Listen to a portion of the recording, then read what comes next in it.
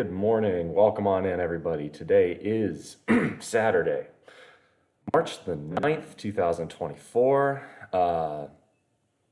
We have already got a subscriber. Thank you very much, Mr. Omega Black. How are you doing?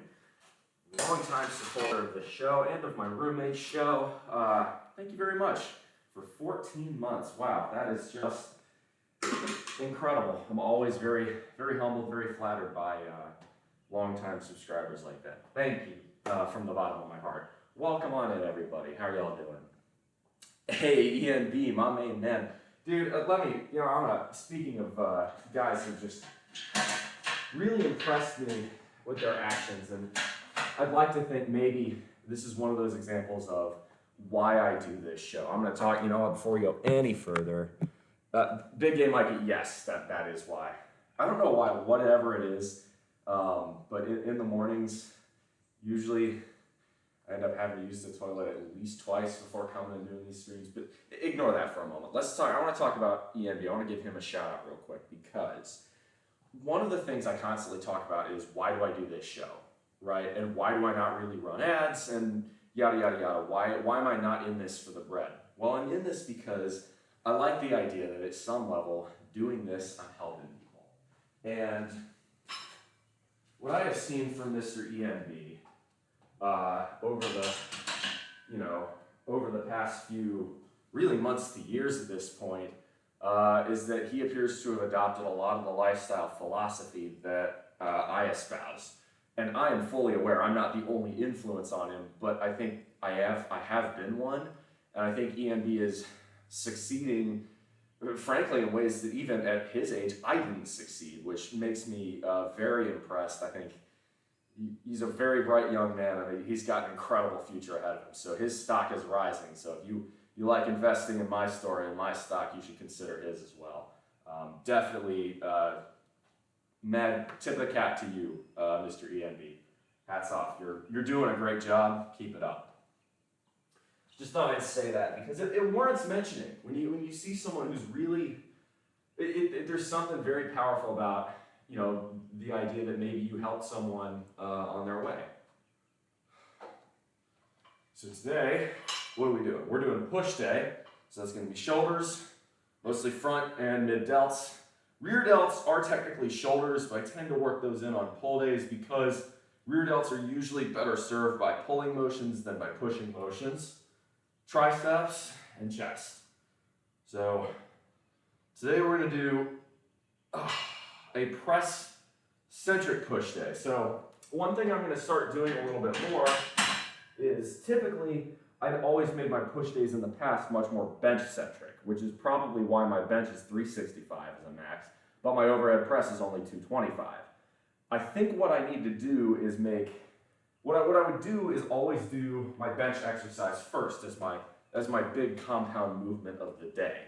And I think while that's not necessarily a bad idea, it was leading to lesser results in the press category. So what I'm going to start doing, and this is something I kind of learned a little bit from the 70s powerlifter program I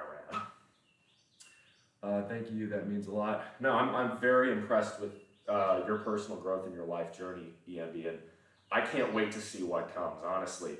If you've got your head screwed on so fucking straight, like, the amount of success and prosperity you are setting yourself up for at your age is already miles ahead of where I was at your age. And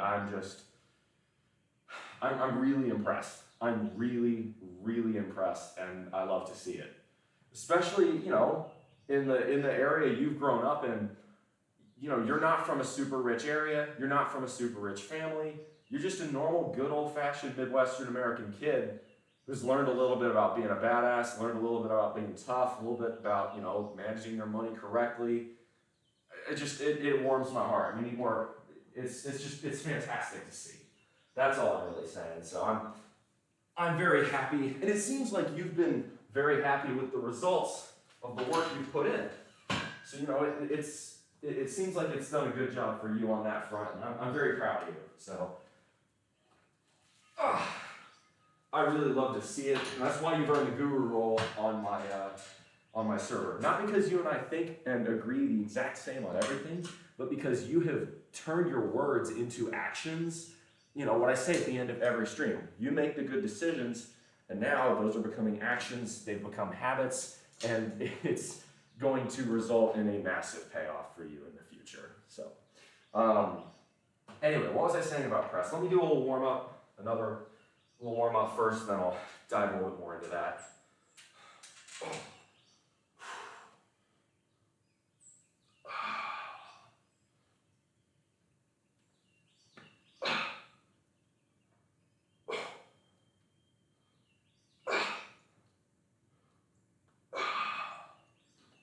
Nice. So, in the past, before I ran 70s powerlifter, I didn't put a ton of exercise on shoulder press. Like, I would do it, but it would always be an afterthought, a later in the workout exercise relative to bench press. As you guys know, right, the first workouts you do in your lifting routine, every time you get to the gym, those should be your big compound movements where you are exerting the most energy and pushing the most weight or pulling the most weight. Because if you think about it, right, that's going to be when you're at your freshest, right? So for me, that was always bench, squat, deadlift, pull-ups.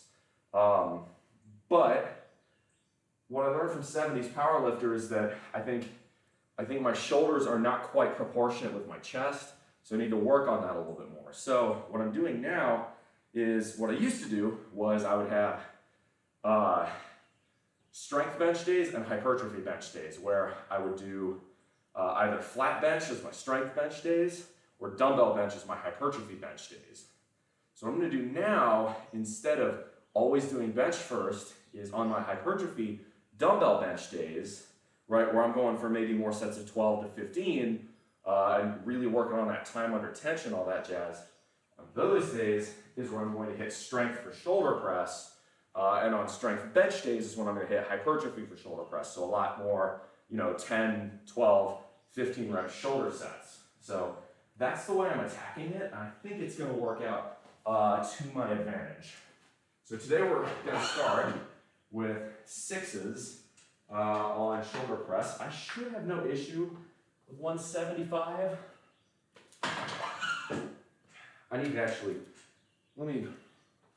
before I say that, I want to check my journal, make sure that I'm in the right ballpark. I think 175 was about where I was hitting sixes when I was doing that. That was several weeks ago at this point, but let me check to be sure here. Let's bench. Here we go. Shoulder press. Okay, so I was doing threes at 205. I was doing fives at 180. Yeah, I think sixes at 175. And I'm only doing 3 sets of this. That's the other thing, right? So now that I'm on my cut cycle, I can't be hitting high volume and high intensity sets as hard as I was when I was bulking. I'm just not going to have that same level of energy because I'm running in a caloric deficit. Found a bank with a decent APR and opened a savings account with them. 100 out of every paycheck goes in, plus interest accrued every month. Not much at the start. That's fantastic. Okay, so Omega, would you mind sharing what interest rate that is? I'd love to know. Can't imagine spending 95% of my income now, even if I earn fuck you money. That just warms my heart. Okay, it looks like, so side note, this is welcome to South Carolina. It is so humid in here that the lens on my camera is fogging up. Excuse me for a moment. Much better. Yeah, it is immensely humid in here. Thankfully we're pushing today. I've had to do pull days and even deadlift days where the bar is sweating, which is what it's doing now, and that is kind of miserable. But yeah, it's as near as makes no difference, 100% humidity in here, and it shows. Yeah, all my weights are sweating, anything metal in here is sweating. Let's see, considering purchasing an expensive computer, but okay, right? You got to back out, right? Even if that purchase of an expensive computer is, or the Deep South is so much better than the Midwest. I mean, it is. It's still 65 degrees right now, so as opposed to being, fucking sub-zero. But as far as an expensive computer is concerned, indulge yourself in a few things, right? ENB, even if you build a 4-digit computer with your savings rate, you're probably still, you know, you're as long as you're right, you're gonna get fuck you money as fast as you can. And the difference between fuck you money with a 70% savings rate and a 90% savings rate isn't that many extra years. Live a little in your 20s. You know, I feel like I maybe was a bit too harsh on the save everything mindset. You know, I definitely think 70 to 75% is a great goal. I think anything beyond 75% gets into the this is getting silly category. So, you know, live a little. If you want to build a big ass, you know, kick ass computer, fucking do it. You have earned the privilege of doing that. You've saved enough money to do so. It's going to be 65 here next week. Yes, but you and I both know that is not normal for the Midwest in March. Actually, we have had a record warm winter in much of the northern half of the United States. I heard none of the Great Lakes even froze up this year, which is really unusual, and probably pretty another good data point in the massive pile of data points that prove, yo, you know, this whole global warming thing is real. But you know, Mikey says, I'm gonna start walking to the grocery store, which is about 2.5 miles away, to improve, hoping it improves my mood. I guarantee you it will. Especially where you're at, the natural beauty of walking where you are is just gonna be fantastic. And when it warms up, you can get a bicycle and hop there on your bike. You'll get there in half the time and you'll still feel fantastic. So highly recommend that. That's definitely a good idea. So let's get a little bit of music going. Yeah, no, you live in one of the most beautiful areas in the country, Mikey. Every reason you have to go outside is a good one, as far as I'm concerned. It's 40 degrees in Vermont. It's only 9 a.m. See, yeah, that's exactly what I'm talking about. Like, Vermont is a cold place. It's supposed to be a cold place. Y'all, it's early March. Vermont should not already be in mud season, but it sounds like y'all are, and that's a worry. I mean, hell, even here, we've had a couple days getting close to 80. That's a little bit warm for March. March, usually the highs here are around 70, so it's definitely a bit warm. Already know what I have to say about global warming. Well, I will state that global warming is one of the consequences of the Interstate Highways Act of 1956. You knew what was coming. All right, let's do this.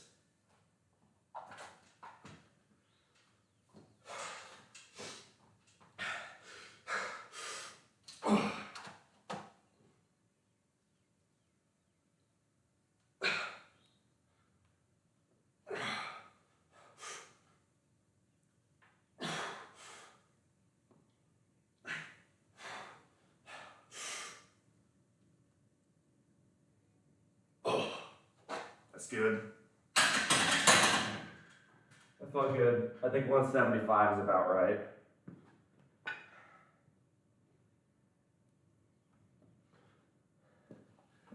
Mud season started 2 weeks ago. It usually doesn't, though.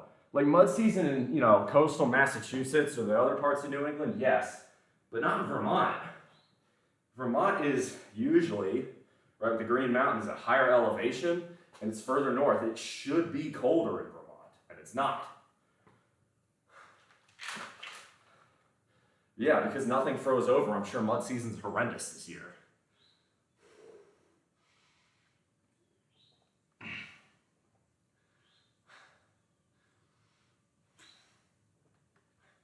BNB, you can't say that. We already have a Dale in this chat. Speaking of which, Cover Junkie will probably show up shortly. We already have a resident Dale Gribble. Yeah, it usually starts. Right. It's the same way how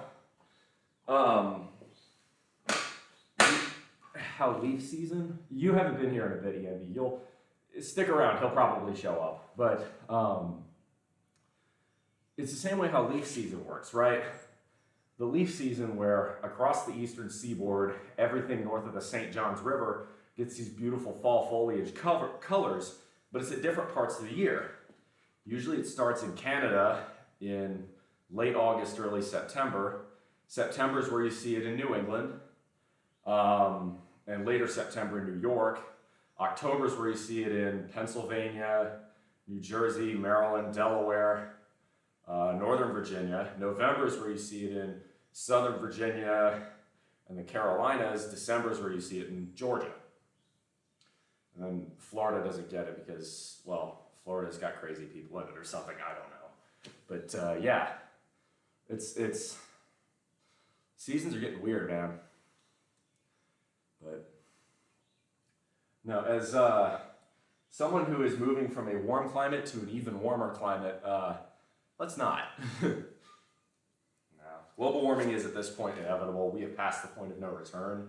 What we need to do is start also, on top of embracing low carbon tech, start looking at ways to suck carbon out of the atmosphere, carbon capture, which we actually do have. And a villain in this story arc is actually part of the reason we have emerging carbon capture tech, which is the oil and gas industry, right? That has mostly been an effort to try and decarbonize fossil fuels, which doesn't work. That's the same misnomer as quote unquote clean coal, which is bullshit. But some of that technology developed to attempt to do that may be useful in actually sucking carbon out of the atmosphere. So we'll see. All right. Real cardinal official on this morning.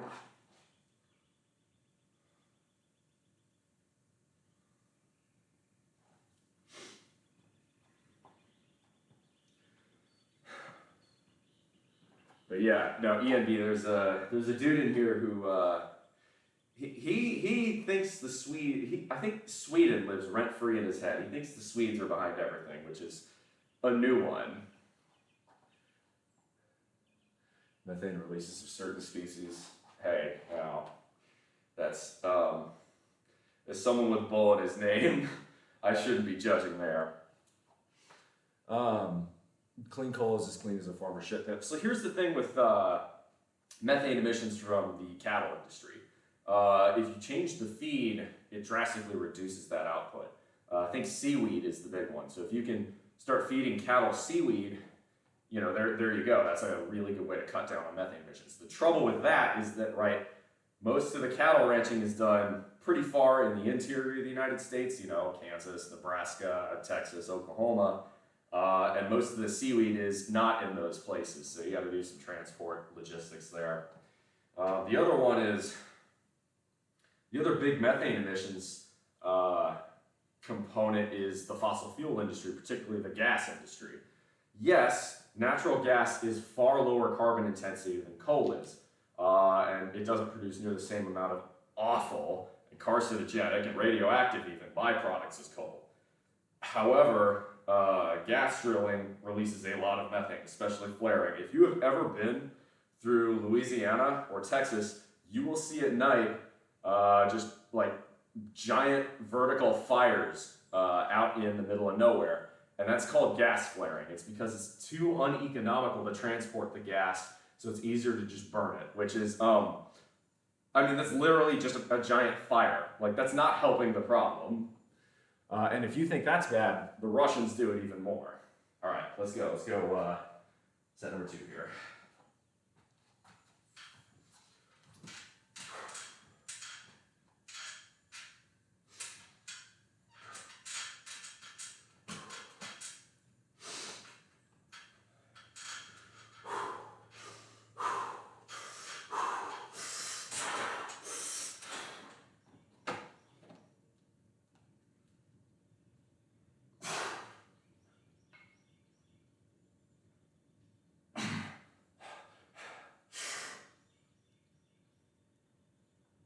One more.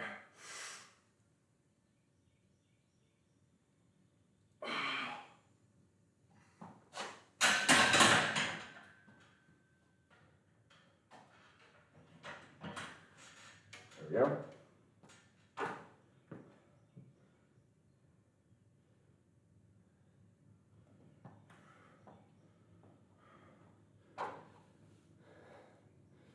Utah needs to stop growing alfalfa. Well, yeah. So no, that's because Utah doesn't have water.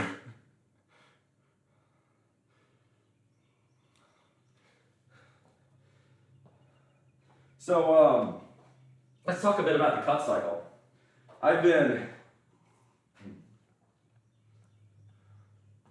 I have been just about 9-10 days into the cut cycle, and I've started losing weight faster than I'd like to be. You'd think that's great, you're doing better. Nah, the cut cycle, you want to lose a certain amount of weight. The trouble is, I think it's water weight, mostly, but at the beginning of my cut cycle, I was 232, 233. I'm already down to 226 today. That's over 6 pounds of weight loss in just a little bit over a week. That's too fast. Now, again, I expected a bit faster than average the first couple of weeks because of water weight, but I'm wondering if I'm setting calories a bit too low. I didn't think I would be at 2,900. I thought it'd be all right, but who knows?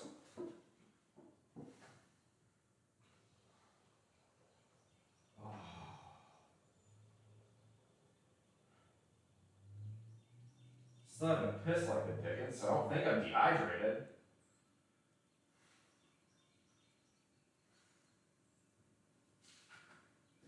Sorry about that, y'all. Oh. So we're gonna hit another set on shoulder press for 6. Then we're gonna alternate. We'll do behind the neck press, and we will do dumbbell bench, which I'm gonna be doing dumbbell bench. I need to be doing selecting the weight properly. We're gonna hit the whole power block. That's 90-pound dumbbells, which is fun. Usually don't get to play with the absolute heaviest setting on a dumbbell. 6 pounds in a week sounds like mostly water weight. I agree, but I'm concerned. I was figuring the water weight would make it, 3-4 pounds a week instead of 6. Maybe I should have taken a second week at maintenance to let my body adjust a bit more. I mean, because it is a fairly big calorie swing, right? I was going about 4,400 calories for bulk. I went to about 3,400 to maintenance for a week. Now I'm at 2,900 for a cut. A 1,500 calorie swing in, what's that, 8 days? It's a lot, but I don't think it's that bad.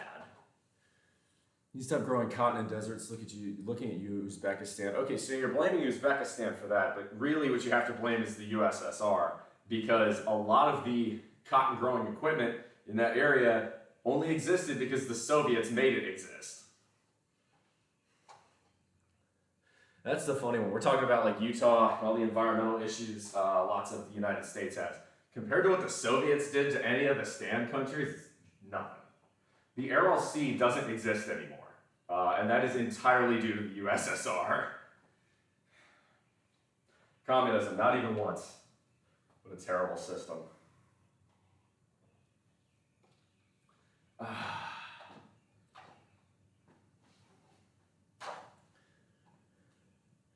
Might slow back down after the initial loss. I want it to, right.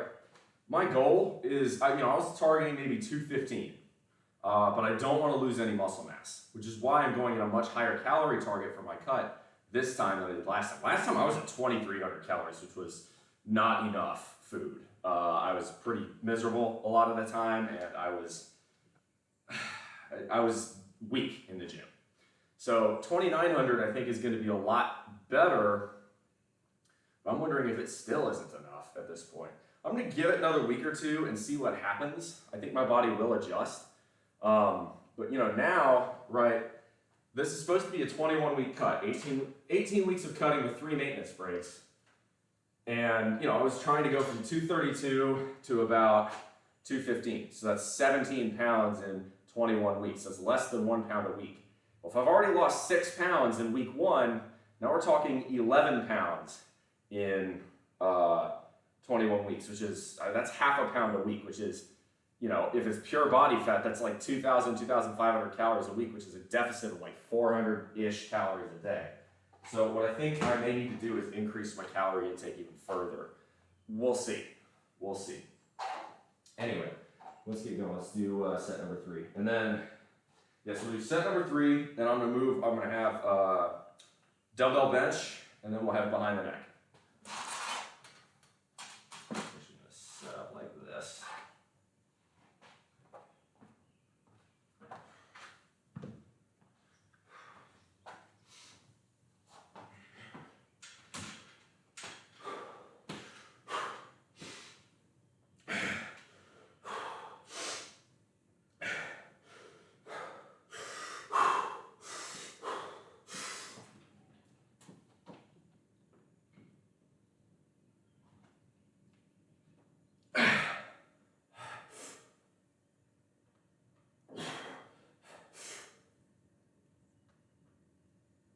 One more.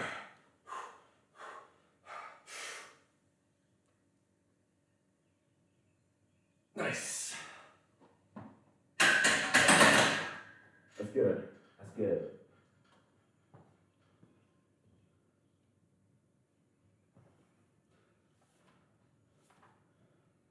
So now what we're doing for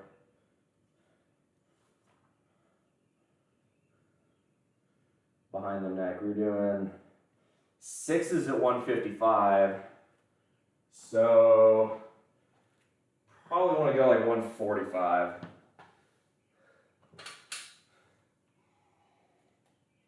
First we got bench though.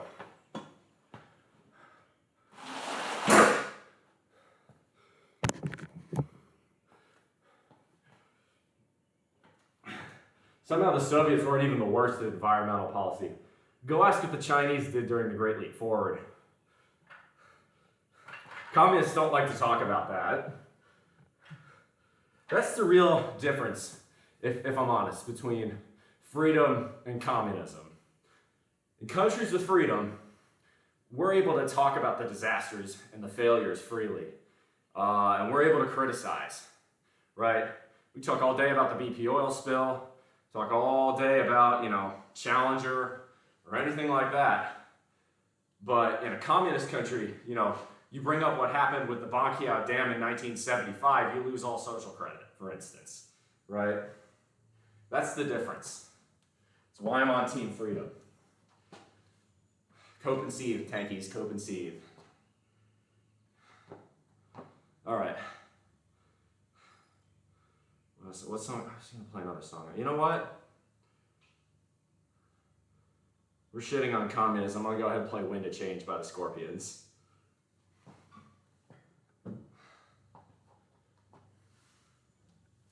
Again, this is, I'm paraphrasing, I think it was the first Bush, right?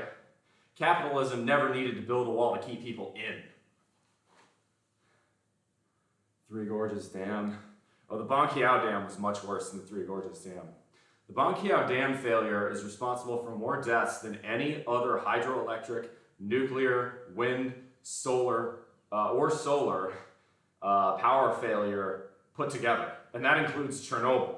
That's how bad the Banqiao Dam failure was. Of course, who built it? It was the CCP that built it with the engineering aid of the USSR. So you know it was built terribly and designed even worse. There's another joke from the, it's an old Russian joke from the series Chernobyl. They use it. What uses 50 gallons of fuel an hour, puts out a ton of smoke, and cuts an apple into 3 pieces? The Soviet machine designed to cut apples into 4 pieces. All right, here we go. Oh. You're real slow on the eccentric today.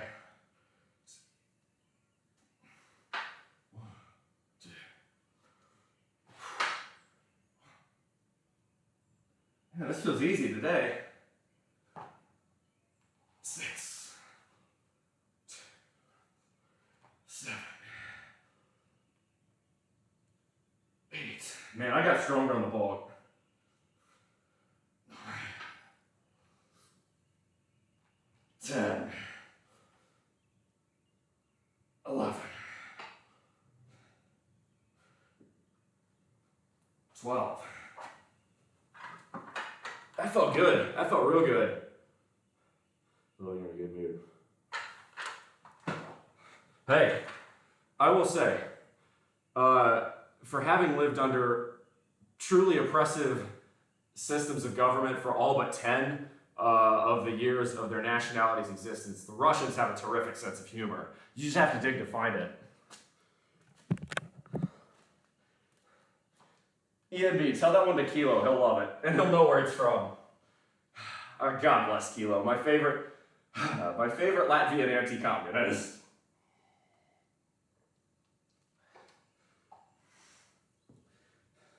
That's it. Honestly, that is the best indictment of socialism and endorsement of freedom I can come up with. In countries with freedom, we have to build walls to keep people out.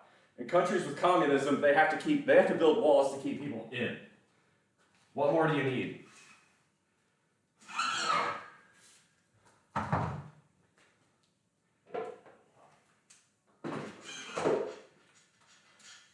Remember, too, who the godfather of communism was. A nasty, drunken, physically ill, decrepit man with a bad temper who never managed his money right and mooched off everyone he knew. That's who Karl Marx was.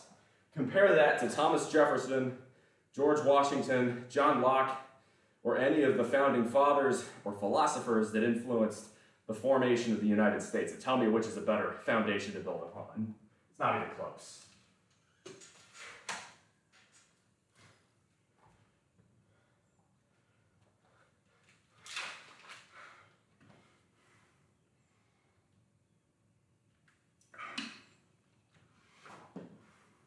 It's always a good time when you're shitting on communism. Now, I am in a good mood. I slept well. I got 8 and change hours of sleep. I'm concerned about the weight loss a little bit, so if it keeps up, like if I'm in the low 220s by this time next week, I'm going to adjust and go to 3,200 calories. It's just too fast. Well, you know, it's great in the sense of I can already see my abs starting to come back a little bit. It's too fast. It's too fast. All right. This is 145. We're going to go behind the neck. Okay, work the rear delts a little bit, or the mid delts and rear delts a bit more, a little bit more balance. We'll go from there. 1, 2, 3.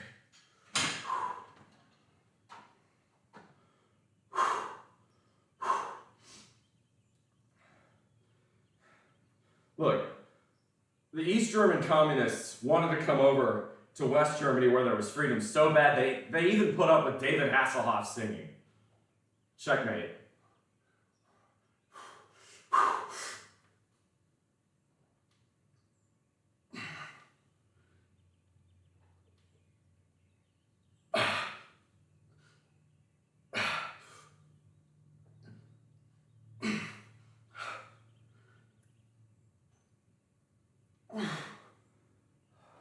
That was 7. That's tough. I'd like to go for more reps than that. I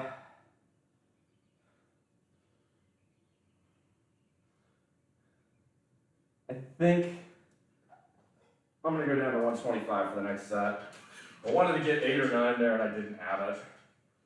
I could have probably struggled for an 8th rep. I think, right, you know, we're not doing that for strength. We'll go for hypertrophy, we'll go for higher reps. That's fine.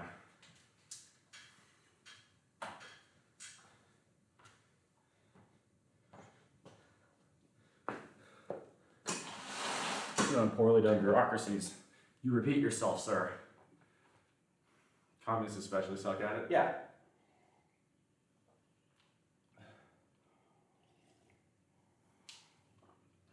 Wish I had that weight loss problem right now. My priority is managing my panic attacks and anxiety. I'm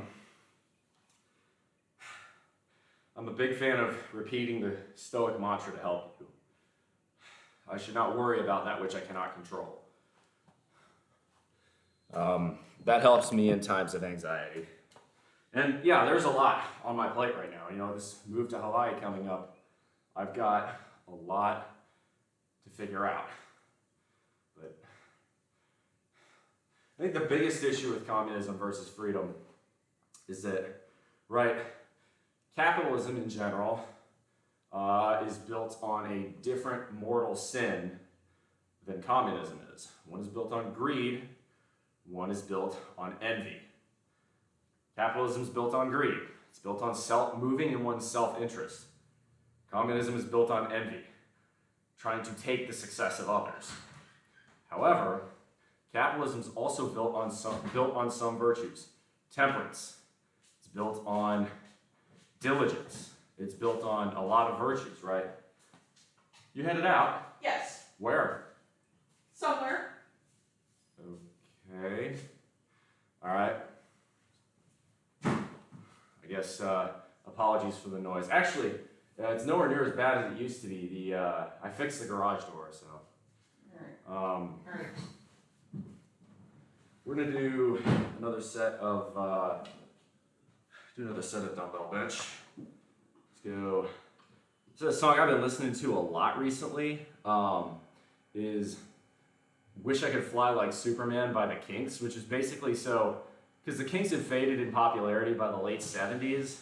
They were originally one of the OG British invasion bands with the Rolling Stones and the Beatles and the Yardbirds and all that. But one of the record producers for the Kinks said, "Yo, disco is in, let's make a disco album." And so the Kinks totally took the piss of it with this disco. It's a disco beat, but like it's got like tons and tons of actually like guitar-driven music. So it's pretty funny. I enjoy it. It's also pretty good, Want to be like Superman. Hey, Gordon Ramsay, how you doing? All right, let's go.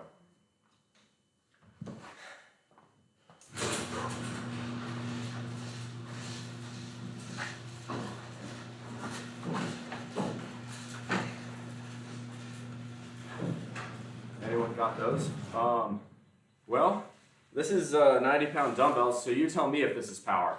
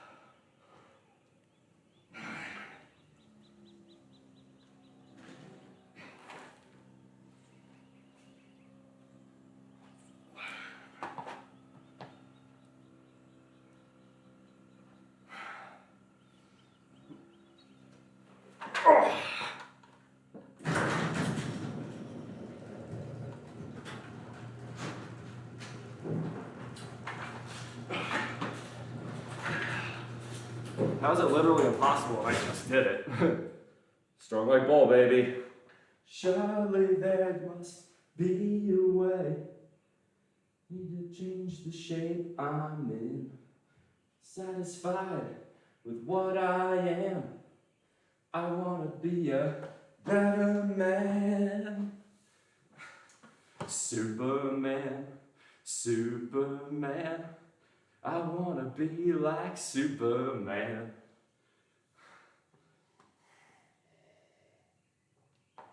I mean, those are pretty controlled reps. Like, I was taking my time on the eccentric. It was like a 2-second eccentric. And I probably could have banged out 15 there. So, I feel pretty good about that. That's unsafe. What's unsafe about that? Like, if I was able to rep that for 12, it's very obvious I could do more weight for fewer reps. So the hardest part really is just getting the weight up to my knees and then setting up for the set. But no, I mean, dude, my max bench is 365. This is nothing. Now, with dumbbells, you can't do the same amount of weight because you've got to work on left-right stability. That's why I like dumbbells a lot. It requires a lot more stability and balance to do some of these workouts. All right. Go ahead and hit. We'll go ahead and do the last set on behind the neck press. So this is just 125. I should have no issue for at least 10 reps on this. I would like to see 12. So I'll give myself just a moment. But yeah, Gordon Ramsay, it's good to see you. Haven't seen you in here in a hot minute. But speed, not so much. Power, I'd say I have that. What were the other ones you were saying? Let me scroll up here. Agility, probably not. Mobility, Creativity, I'd say I have. So 2 out of 5. I remember reading about a long wave radio station. Let's see. Hey, Malau, good to see you. Big Red, good to see you. It says need to be half the wavelength. Tallest tower ever, even though there are ways to get the same coverage, making it shorter than that. Tower fell down in a windstorm. The people who constructed it and maintained it were sentenced to prison, even though the design was very obviously the problem. Communism. Not even once. Again, look, there's a reason that the countries who supported and wanted to get into NATO the worst and the most were the countries that were previously under communist rule. Like, that's the other thing that I hear from Russian apologists all the time. It's like, oh, boo-hoo, NATO stole my friends. Look, it's acting as though the USA was the one trying to expand NATO in the 90s. We weren't. Poland, in particular, used political machinations to get into NATO, for instance. The Polish straight up said, we will openly, as a nation, support Bob Dole unless you let us into NATO. And so Clinton capitulated. Triangulation, that's how Clinton worked as a centrist Democrat, and that's why Poland got into NATO in 1996. Like, it's that argument that NATO stole all of Russia's friends is very reductive. It's refusing to give any Eastern European nation their own agency. All the Eastern European countries wanted to get into NATO because they didn't like Russia. Pat Maroon's a Bruin. Wow, that is weird. I know my cat shook off the basket case enigma of Evgeny Kuznetsov. I will always have positive memories of him, but boy, he stunk the place up the last few years, which was frustrating because Kuznetsov was the one who wanted to trade, but he played so awfully that we couldn't trade him. Nobody wanted him. And really, we gave him to Carolina for peanuts. The only reason Carolina's like, okay, we'll give him a shot is, well, if Kuznetsov returns to form, you are getting an absolute haul for, a pittance. I think we got like a 5th round pick or something like that. We got basically nothing for him. I mean, Kuznetsov needed to change the scenery, but like Kuznetsov made it almost impossible to trade him. So that's really on Kuznetsov there, not the Caps. That's beautiful. Why is the West stealing all my friends? I mean, we caused Chernobyl, but that's in the past. I couldn't have said it any better than that myself. That's hilarious. Yes. No, there is... Anyone who is actually a serious communist in the 21st century is not someone I could particularly take all that seriously. Like, I'm a huge fan, I'll say this, I'm a huge fan of rational discourse and free speech. And if you believe in something like that, that's your right. You have the right to believe in whatever you want to believe in. But if you are a tanky communist, I refuse to engage in discussion with you because you have moved beyond the realm of reality at that point. You don't deal from a position of reality. If you still support Soviet-style communism in 2024, you're living in some sort of warped fantasy world. That's the only way an ideology that toxic can make sense.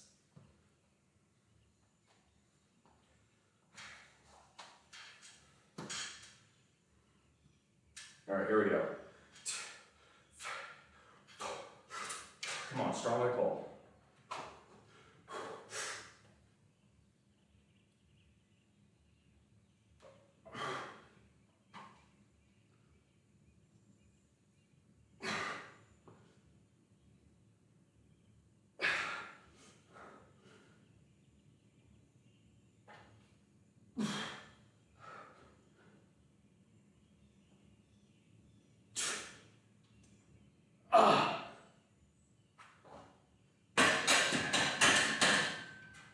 12. Nice.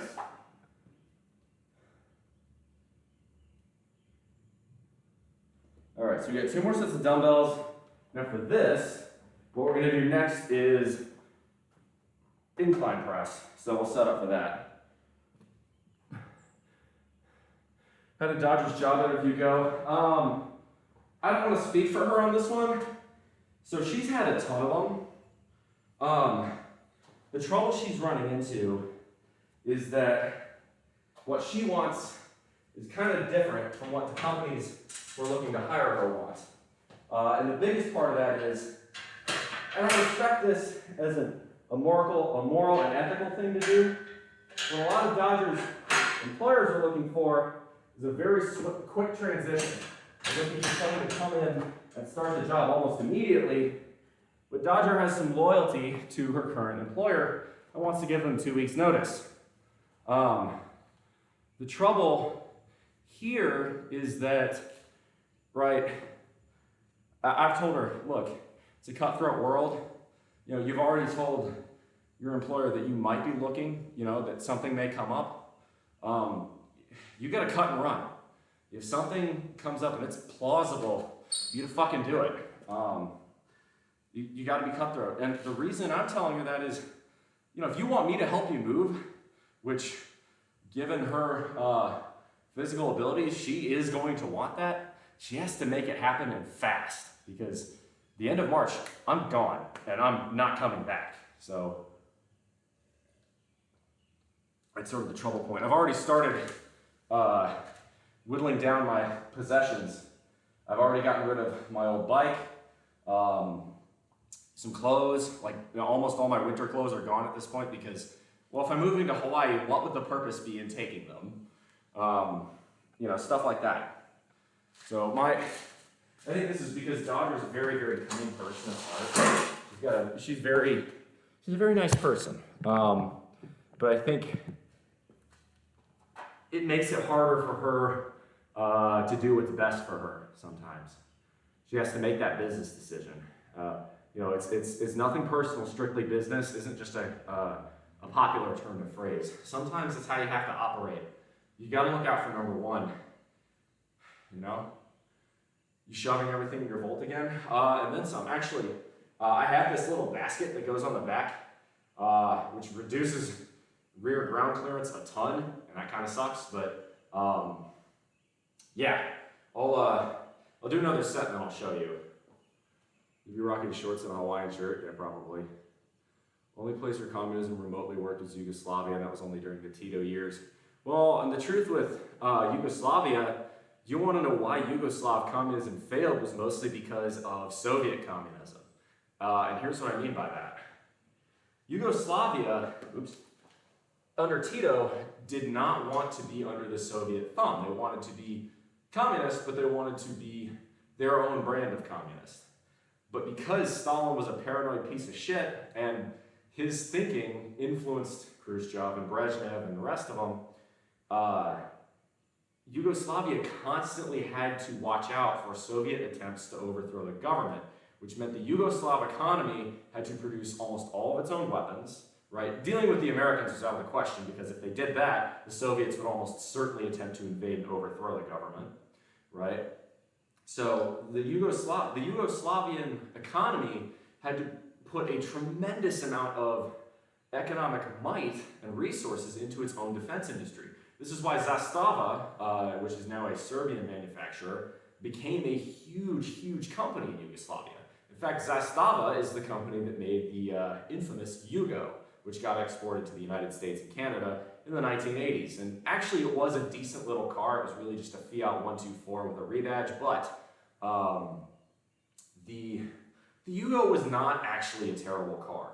The problem was people in the 1980s saw the low price and treated it as a disposable item and did not give it the maintenance it needed, right? It had a cheap engine design, which was based around a timing belt. That timing belt required a change every 40-ish thousand miles, and people didn't do that. And then they got shocked when the engines blew up at 50,000 miles. Like, right, you were buying a cheap car, you should understand that stuff like that's gonna happen. Just because it's cheap doesn't mean it's indestructible, right? If you wanted a cheap, indestructible shitbox, you would have gotten a Toyota Corolla. But, you know, people bought the Yugo instead and then got angry at it. Now, the Yugo's quality after 1991 went down the tubes, but that's not actually a failure of Yugoslav communism. By that point, Yugoslavia was already disintegrating, and as a result, resources from the knowledge people at the factory, right, all those workers at the factory, engineers, designers, and you know, shop hands, they were busy fighting a war to keep the country together. So I don't.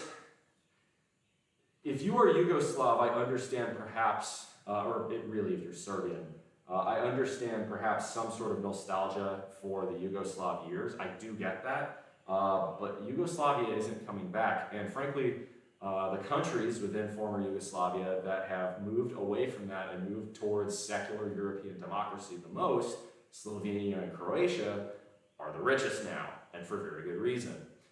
If I was Serbia, I would try and, you know, bury the hatchet with Kosovo and with Albania and with anyone else necessary to get into the EU. Because if you do that, the EU is completely in control of the Danube River, which is going to bring a ton of prosperity to every country along that river. So swallow your pride, Serbians, join the EU.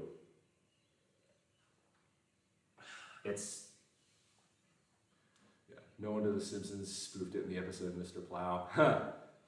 No, the Yugo was not a terrible car. The Yugo was a victim of the sectarian conflicts that arose in the early 1990s.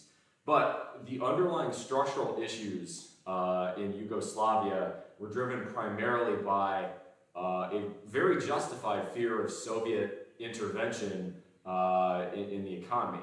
If Yugoslavia had attempted to manage its economy better, it would have probably been subject to a lot of Soviet sabotage. Yeah, I understand. I'm a bit more sympathetic to the Yugoslavs or to the Serbians.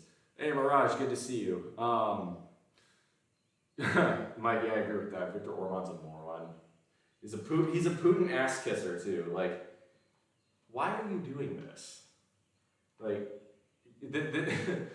look at the average living standards for Russia right now and the average living standards for all of your EU neighbors right now, and tell me which one you'd rather have. Why the fuck are you aligning with Russia?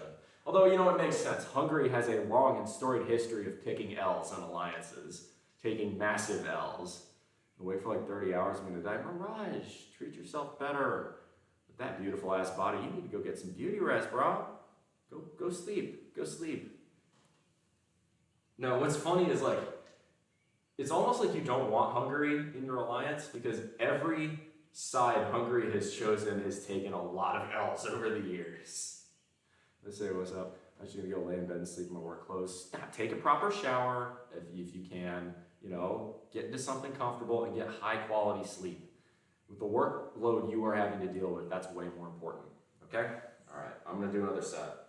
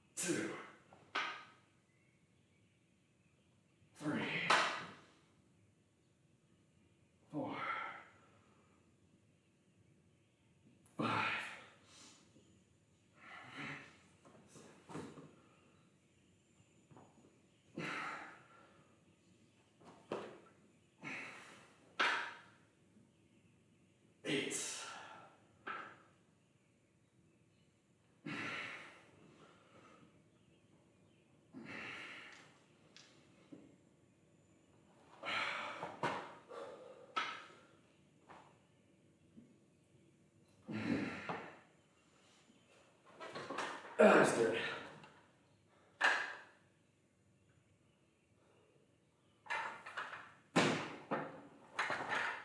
That's good. The golden generation of basketball players, that they did. All right. We're going to do, actually I need to change the weights on this. Next. God, I'm so glad I'm not pulling today. It's so good in here.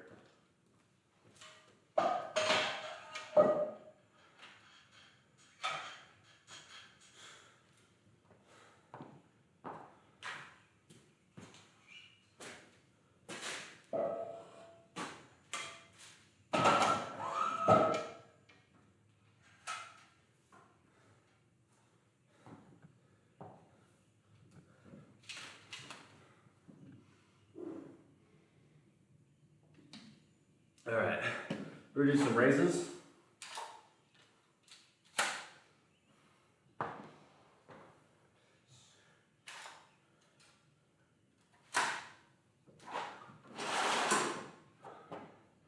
Superman, I can fly like soup.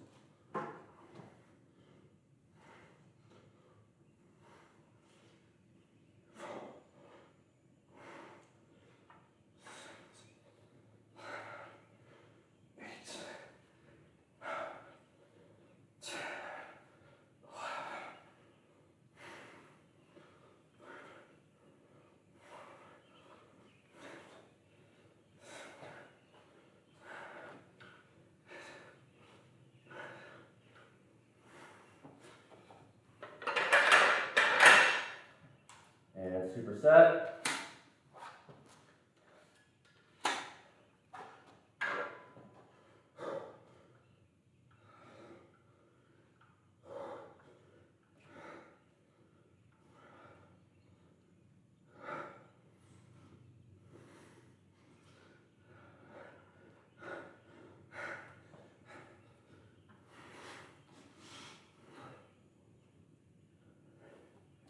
Nice.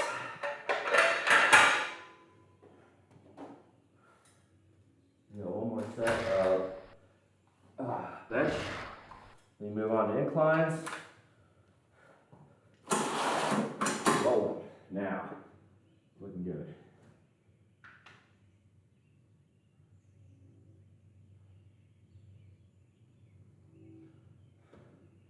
All right, so we've got 7 sets of shoulders done, 3 sets of chest done, and no triceps yet. So we're gonna have a shit ton of triceps to do. That will be fun.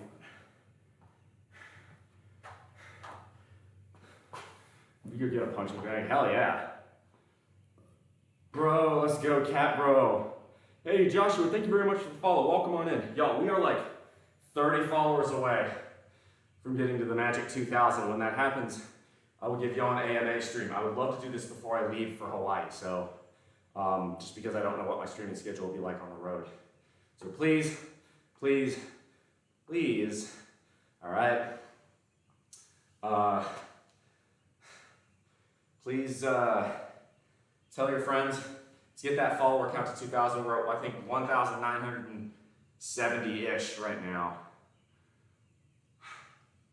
78 is all those Lithuanians they beat to dirt. Oh yeah. Now there's one thing I will give credit to a lot of the Eastern Bloc for, and that is advances in sports science. What do I mean by that? Well, some of the greatest powerlifters of the 20th century were Russians, East Germans, Poles, Lithuanians, Ukrainians. The reason for that was that the Soviet Olympic team took weightlifting and the science of it very seriously. Now, were they juiced to hell? Yes. But let's be real, so were we Americans. Everyone was juicy back then, at least in the Olympic space. But I actually do have a fair amount of respect for the Eastern Bloc in that regard, especially the mental side of lifting. Psyching yourself up, that was something the Soviets kind of pioneered. It was a good one. Arvad Saboris made it all possible. A 7'3", 300-pound Larry Bird with King Olajuwon skills in the paint and gazelle speeds. So you're talking about a faster Shaq there, a faster, wider Shaq. Because that there 7'3", 300, that's basically Shaq. That said, I think Shaq beats anyone on that. But like, I don't think you're beating Shaq in the paint. Like, even Charles Barkley would bounce off a Shaq like a pinball. Like I'm convinced Shaq is Like, there are human beings, and then there's whatever the fuck Shaq is. He's so big, he's almost like a different species or something. I don't know what fucking species that is. It might be an alien or some shit, but like... Bro, and Shaq went to fucking LSU. I hate LSU, but I can't hate on Shaq. He's a fucking baller. Alright. Let's hit another set of bench. Thank you very much, Joshua, for the follow. I always appreciate new follows. Let's get another song going.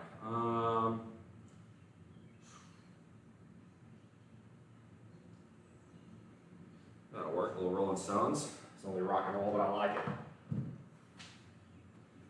Your thoughts on the Tyson versus Jake Paul? No, I don't care. Mike Tyson's on the older side, but if that's what's coming up, I want Jake Paul to get demolished because he and his brother Logan are like the textbook definition of douchebag.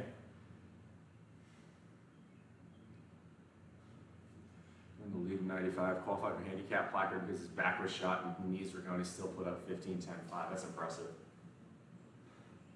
For sure. What is your idol? I don't have one. The Bible says not to have false idols, so I don't have one.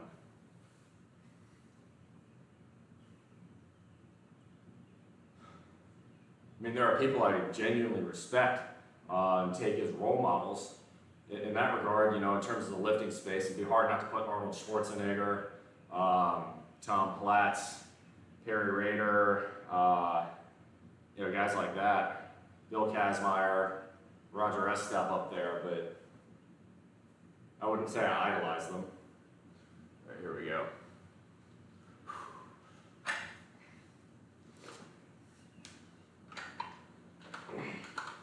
Last set.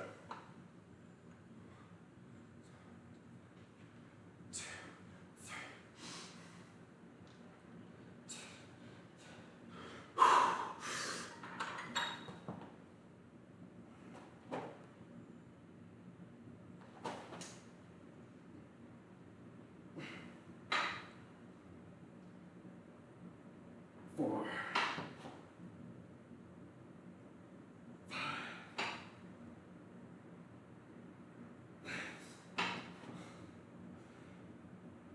Seven. Eight.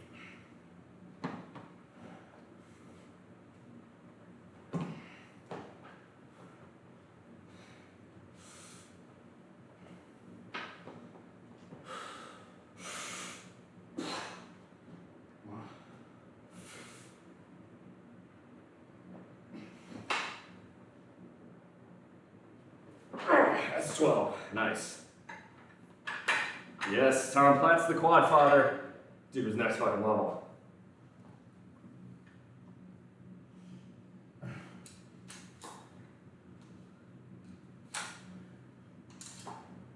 Alright, next we got a couple more sets of raises, fronts and sides. These ones go for a few more reps, a little bit longer range of motion. I gotta pee first. Excuse me. It's exactly what you think it is.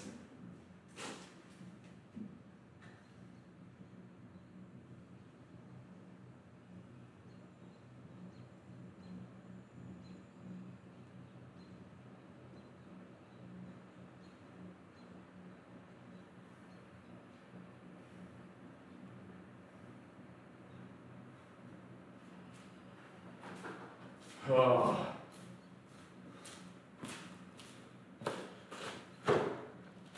Yep.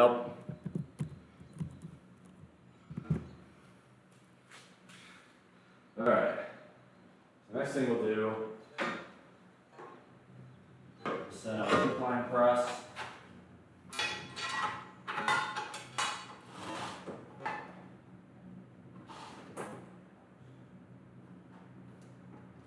Good. What else do we have? Okay. We'll do triceps extensions with the dumbbells. I like it. Yeah, I saw your workout song Redeem. The current song hasn't finished playing yet, so you gotta wait. I'll probably do it after these two sets.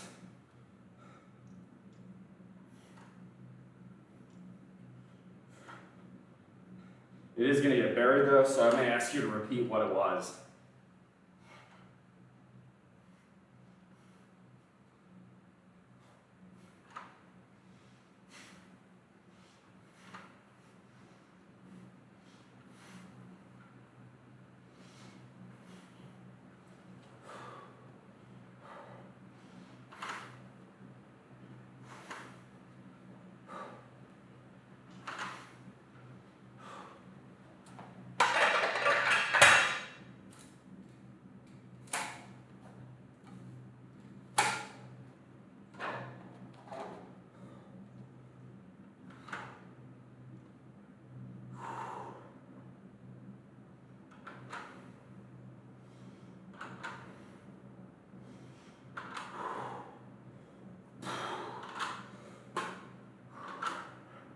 Come on, 5 more.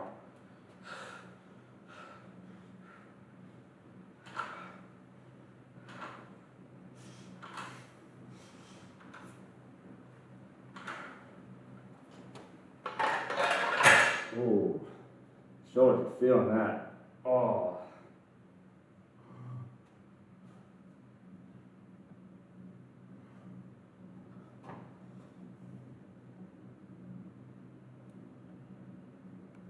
Okay, so we've got incline, triceps next.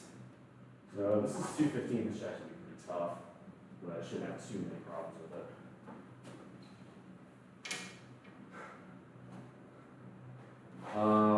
Also gonna do a triceps press behind the neck.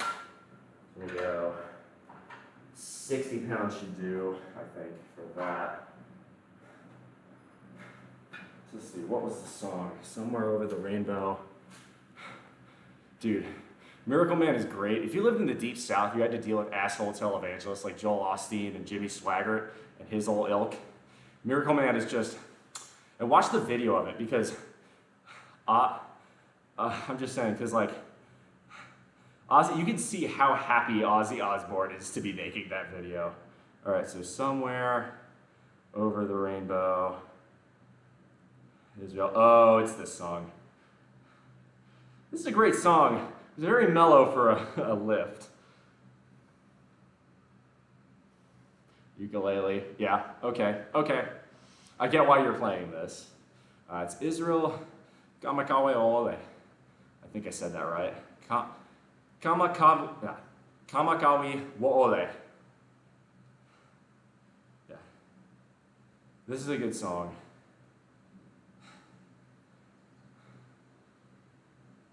'92 Lithuanian Olympic squad. This is the Grateful Dead helped Bill Walton give him jerseys. Oh, that's cool.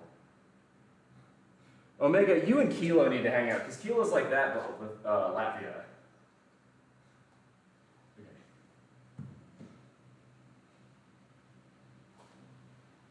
All right.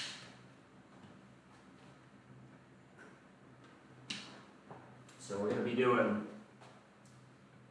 triceps extensions up top. It's kind of a French press. Dude, Hawaiian's a cool language, but it is hard to say if you are, purebred Haole like me. That's, it's a lot of vowels. It feels like it's tongue twisting. But I feel like the more I do it, the easier it'll get to say. Not even Lithuanian.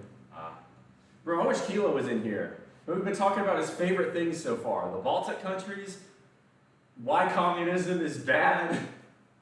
I feel like Kilo needs to be in here.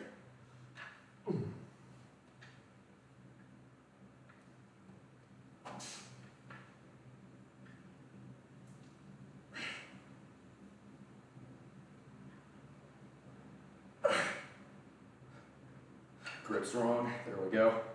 Try that. That's much better.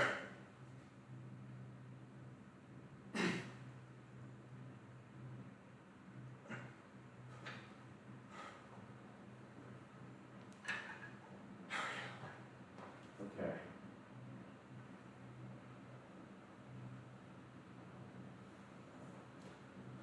Crazy Train. All right, that'll be the next one. Still listening to Somewhere Over the Rainbow, which is, again, a great song, but like not what you want for lifting to. There's the ukulele. Just tagged him in Discord. I hope he shows up, because I like Kilo. He's cool.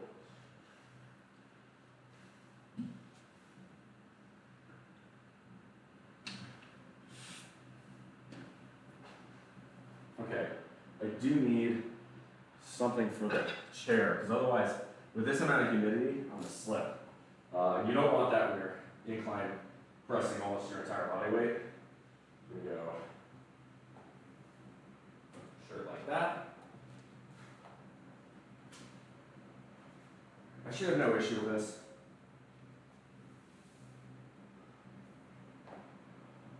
And I am too far back. He's singing the fucking What a Wonderful World part of it now. Yeah. Fantastic song, but like this is not good for working out to. I get why you played it, but like, bruh, this is way too mellow. Oh well, persevere.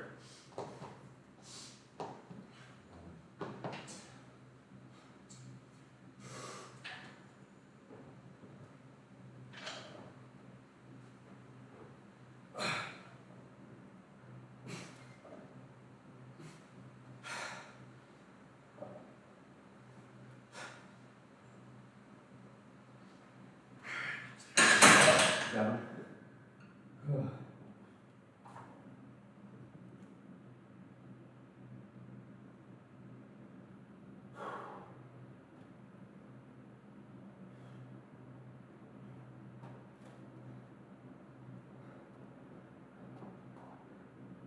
Yeah. Alright, is this almost over? Okay, thank God. This is way too mellow to listen to. A great song. Undisputably, great song. Not right for lifting. Let's get Crazy Train going.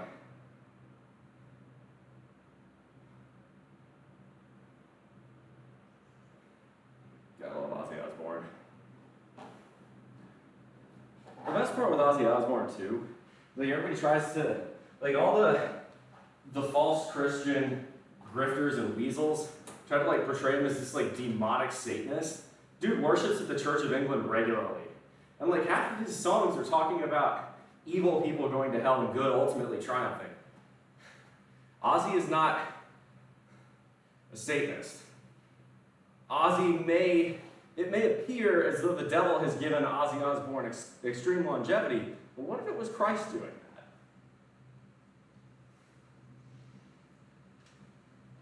that? I love Ozzy Osbourne. People are just haters. Comparison to his dad, miserably addicted. Bro, I've got Crazy Train coming up next. Like, I appreciate the song redeems, but patience, man. One at a time. You know what it is. All aboard. I'll play Miserably next. That's a great song. It's much better for lifting too. It's the best for surfing too, obviously. Oh, you ever heard the Agent Orange version? That's a good song.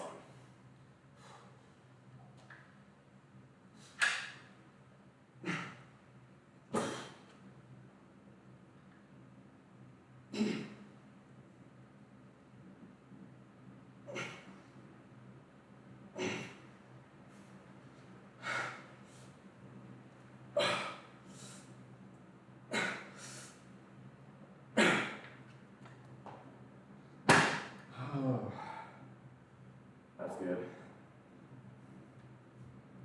All right. You got 8 more sets of triceps to go. Only 1 more set of shoulders, and 5 more sets of chest. So yeah, now we're moving on to the latter half of the workout, which is going to involve a lot of triceps and chest. So we're going to do 1 more set of incline, 2 sets of pullovers, 2 sets of chest flies, close bench press. We're going to go kind of in order. Close bench press to jam press to skull crushers. We'll finish with skull crushers. Who's benefited from this split when it comes to European football? Is that a pun? Because Split is a town in Croatia. If it is, that's a clever pun. I like it.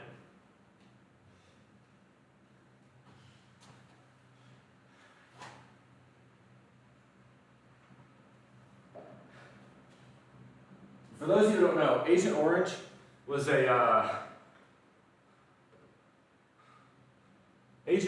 a punk rock band in the late 70s and early 80s. Kind of came up with, you know, the Sex Pistols and the Clash and the Dead Kennedys and all those punk rock bands around 1980, but they were very surf-oriented in their music. Let me go ahead and set this down. Now I'm looking at this, I'm like, what are the odds that falls over and crushes my foot?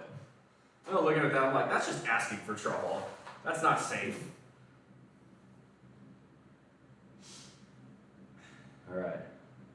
I know that things are going wrong. Hang on. I want at least 8 reps here. I'm going to have to psych myself up for this properly.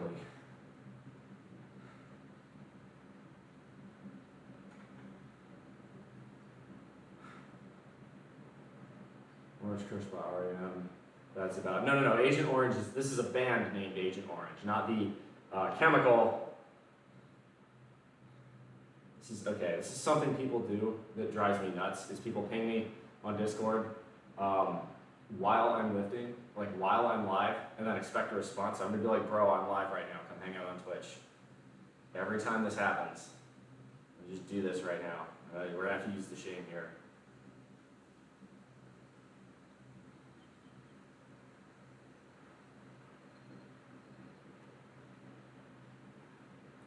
Like shit, you would think that was obvious, but apparently it isn't.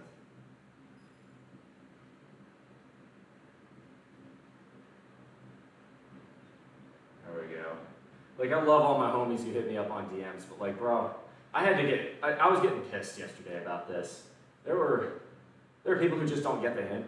Like, it's really rude to like try and like expect a response from me by DM, like while I'm live, and you can see that I'm live, and you know that I'm live because it's got the little purple button on, little purple icon on Discord that shows I'm live. Turn off notifications while you're live. I mean, I should just ignore them when they come in. That's on me. Hey, Chili, what's going on, man? I'm doing great. Yeah, I don't know if you heard the big news, but I'm moving to Hawaii. Okay, I'm gonna focus up. We're gonna hit this.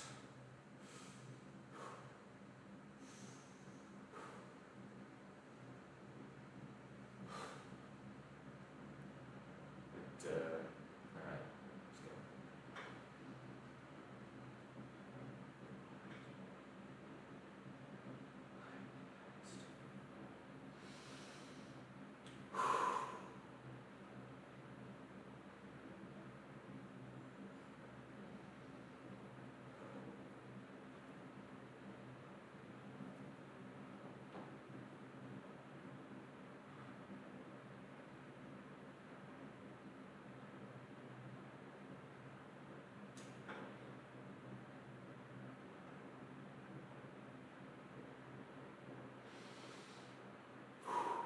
Let's do this.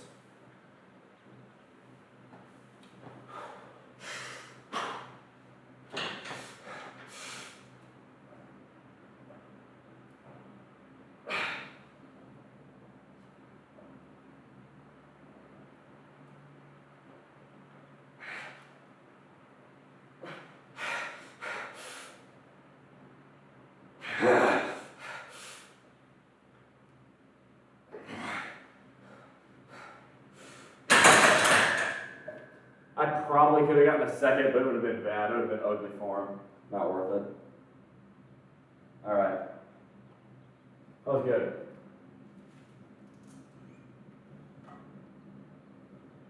Actually, 215 is what I should use for close grip anyway. Let's keep it on. And that's the cold one. That's what we become. Inherited troubles. This time, since we've got a flat bench, I'll do it seated. Exciting new chapter. Oh yeah, this is gonna be great. I can't wait. I'm really excited.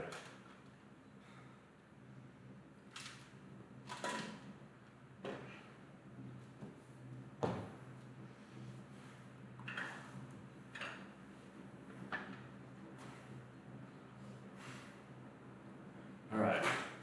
So this I can be a little bit more controlled. Now we get a better angle too.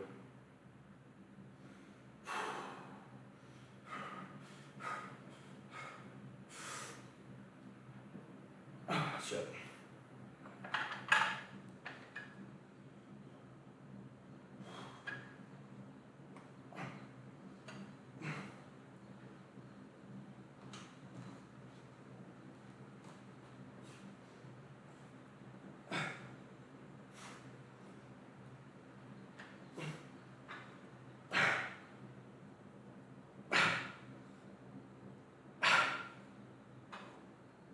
Come on.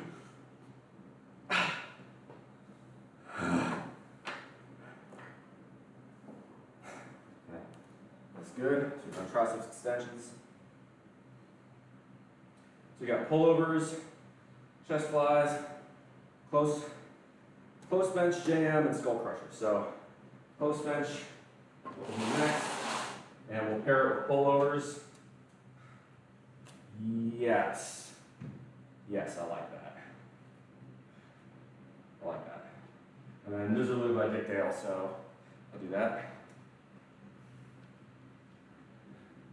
Oh no, Francis Ngannou got knocked out? No. I like Francis Ngannou. Dude's from fucking Cameroon. Dude, his story is amazing. That sucks.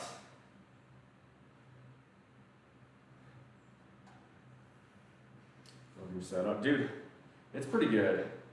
I love it here. I love this. It's been good. Second round KO by Anthony Joshua. That's a pity. Man, that's disappointing. I love Francis Ngannou. He might be my favorite UFC fighter at the moment. To me, like, how can you not love him? The dude fucking clawed his way to Europe from a fucking strip mine in Cameroon. Like, that's just so fucking badass. The amount of shit, can you imagine the amount of shit he has seen?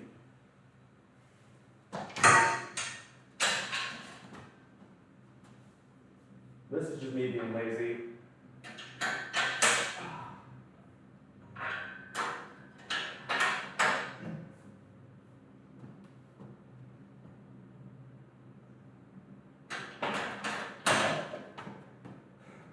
Because I couldn't be bothered to rack. Get good. That's what I get to be able to do. When you get a certain amount of strength, you just casually keep 200 plus pounds on you while you move the rack.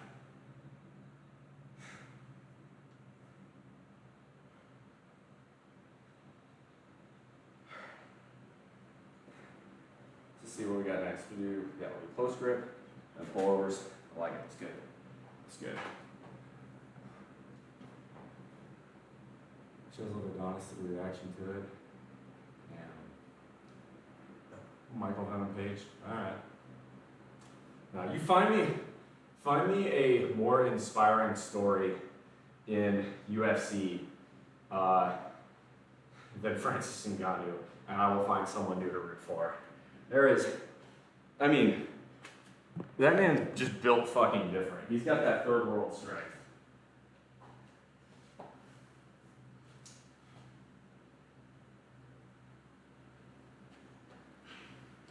Like there are badasses, and then there's Francis Ngannou. Like, nah.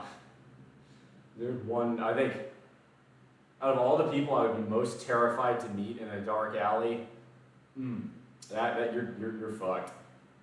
Would you ever consider adding an LGBT tag to your stream? No. And the reason for this is very simple. I want this to be inclusive for everybody, and in my opinion, not specifying race, gender, or any other identity is the best way to do so. I'm still a big fan of the old classical liberal idea of a colorblind, or in this case, sexuality blind society. I don't feel that to be necessary. as I call out. So I don't focus on my sexuality in here that much. Like it's incidental to who I am. While I understand why some people might want that, and I understand why you're asking about it, the answer would be no. So I spend very little time talking about that issue too. So like somebody, what if somebody is, LGBT comes in here and starts wanting to talk about that? Like I'll engage in that discussion. It's not a wheelhouse of mine. In terms of what I talk about, the economy, for instance, is much more important to me. So I don't think it would be right for me to use that tag and take away from people who maybe have better stories to tell about LGBT rights.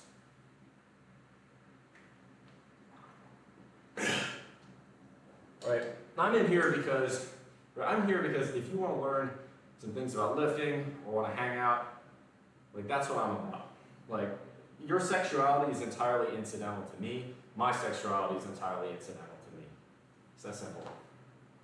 It's just not that high. Like in terms of all the things that define me, that is so far down on the list. But yeah, you get that. All right, let's go ahead, hit Mr. Lou and hit some close grip here.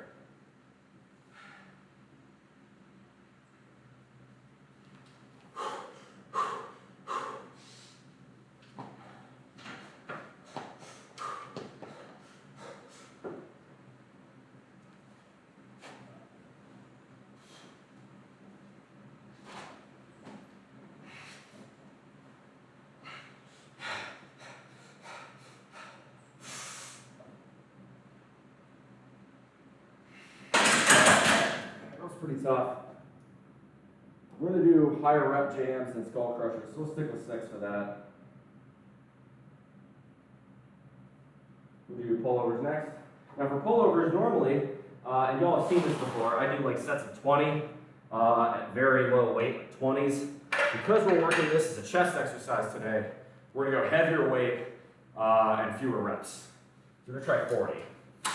We're also going to go crosswise as opposed to parallel-wise. Because they love to join, but they're praying for a farewell party. All right. Well, tell Kalo I said, bon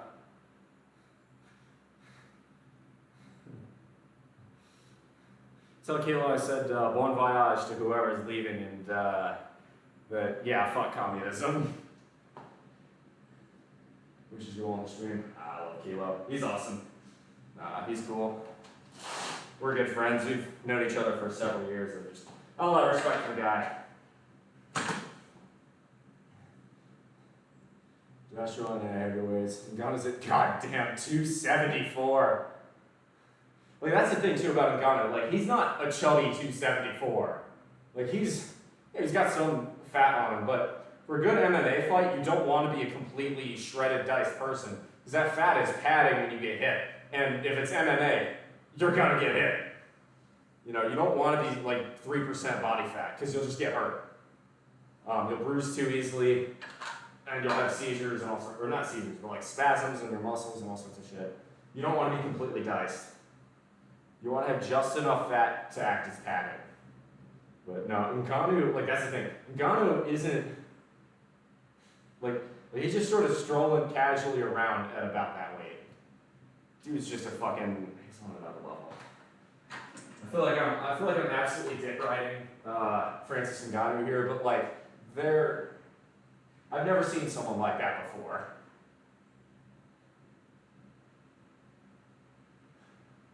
Ngannou's built like a Greek titan, dude. It's just next level. I fucking love it though. Again, like you look at a person like Francis Ngannou and you say to yourself, has my life really been that hard? No. Alright, so these pullovers are a much heavier weight. This is a 40-pound dumbbell. Normally I do 20.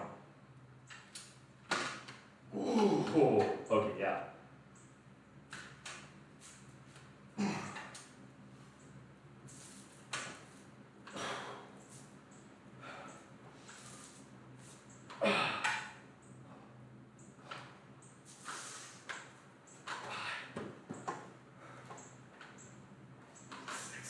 God, that is evil. Let's go.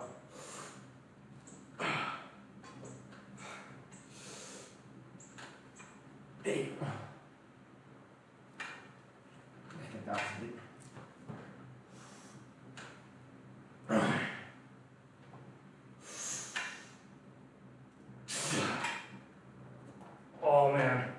Yeah, that's pretty hard. I'm gonna stick to 40 pounds. I think that was just right. Whoo, man, feel that. Okay, so one more set of close grip, then we got one more set of pullovers, then we got JMs, chest flies, skull crushers, and Arnold press, then we're done.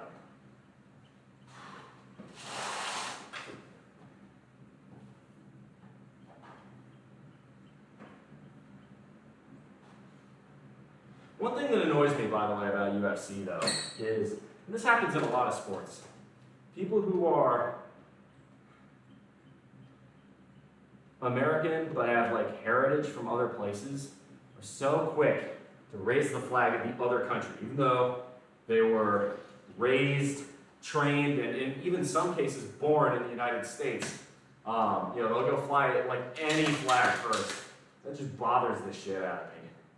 Like, it's very much. I've said this before. The United States is to the world stage at this point what Alabama is to football. People hate us because we're the best.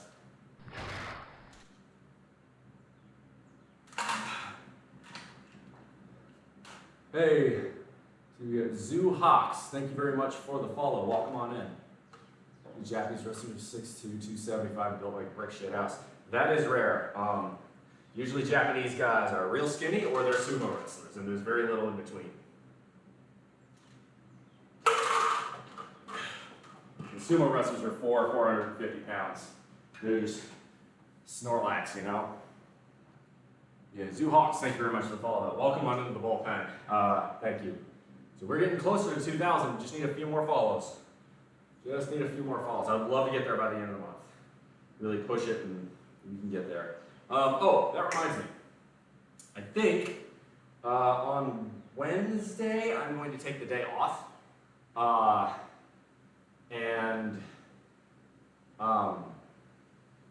will probably stream that day on Wednesday.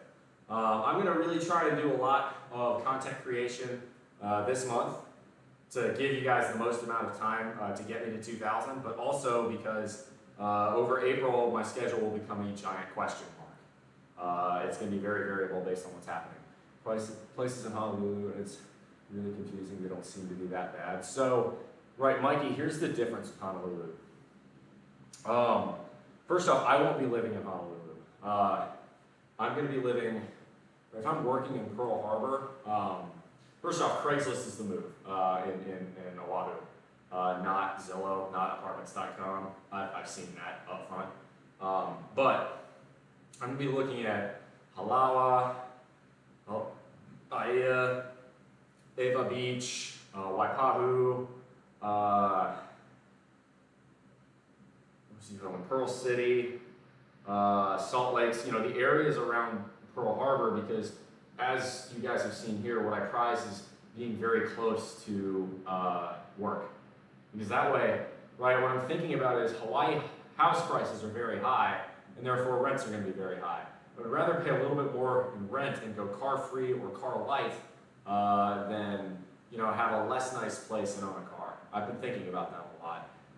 There's a not high speed rail. There's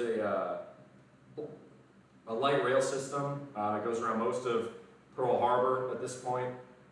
I think they're completing, the next stop they're going to complete is to the airport, and then from there it's going to get into Honolulu, which is great. Like that's, it's super over budget and it's delayed as it's all hell and back. But when it gets finally built, it's going to be extremely useful. Morning, Hodel. Happy spring break. Oh, congratulations. But yeah, I found pretty decent places for $2,000 a month. And I'm thinking I might ball out on a nice place, like a 2-bed place, so that way when friends and family come out and it sounds like boy howdy. It's very interesting. People, all of a sudden, they know I'm moving to Hawaii. All of a sudden, they're like, yo, I'd love to come out and see you. Yeah, you'd love to come out and see me. No, what you want is a Hawaiian vacation without having to pay for a hotel. That's what you're doing. But for my family, it would be nice to have a guest bed, for sure. So I don't know if I will actually do that or not, but we'll see.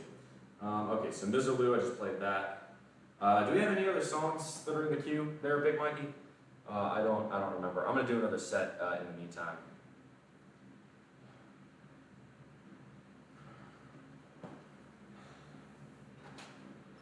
Should get employed earlier to come out to SC, love to see Myrtle.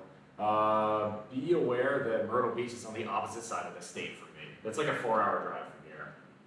Which is why Dodge is having trouble finding work out there. They want her out there sooner, but Myrtle's on the other side of the state, so she can't just pack up and go immediately.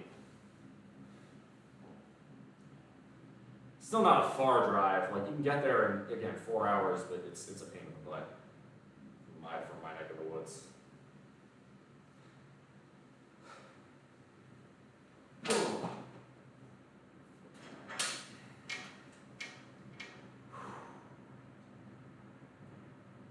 going on with my music? Come on, load up. Wait a minute.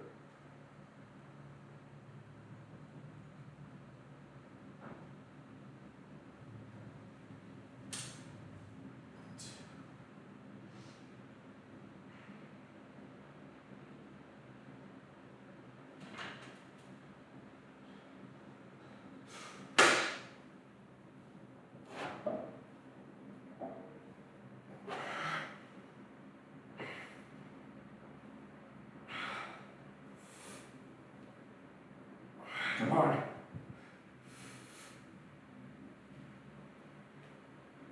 Fuck.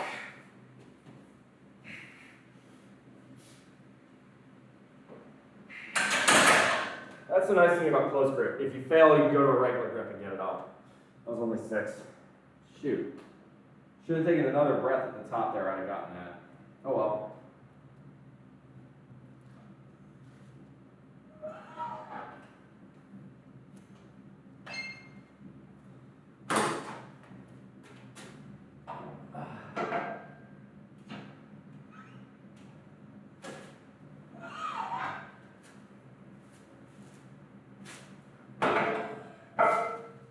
Humidity on these weights today is just unreal.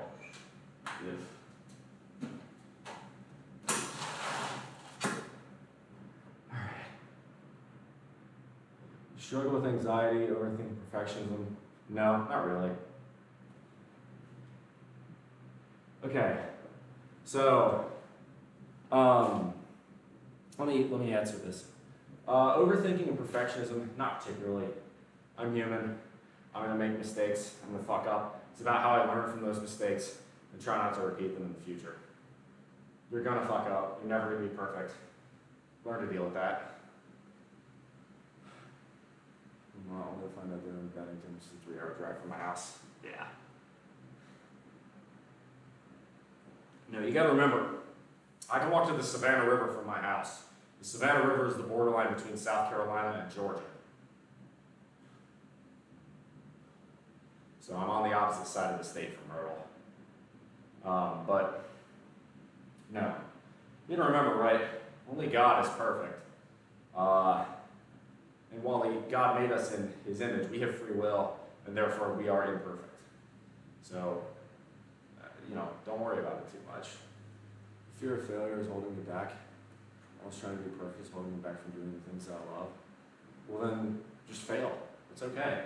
As long as you prep for failure, don't strive for failure, but learn how to fail. Learning how to fail is an important thing in life. You gotta know how to do that, especially in the gym, right? Because if you're not failing every so often, you're probably not pushing yourself hard enough. Right? You saw there, I failed. I got the 7th rep about to here and back down. But because I'm used to it, I understand how to fail, right? I didn't panic.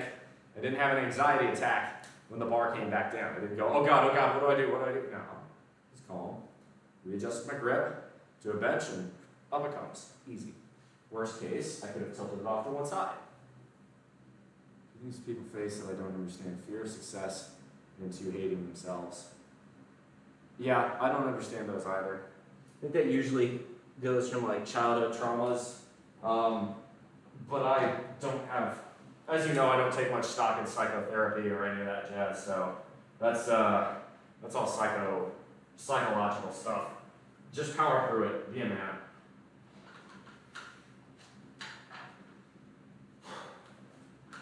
Oh.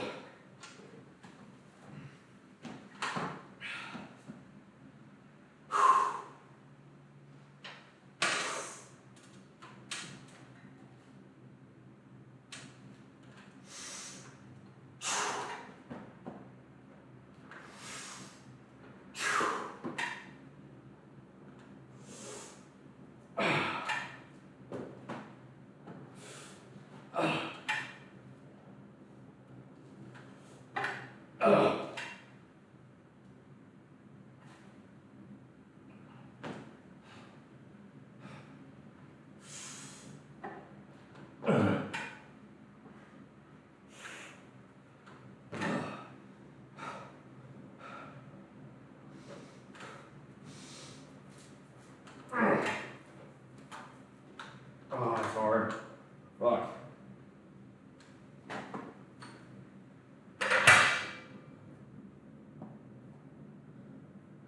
Cold outside, drink some fucking soup, be a man. Hell yeah.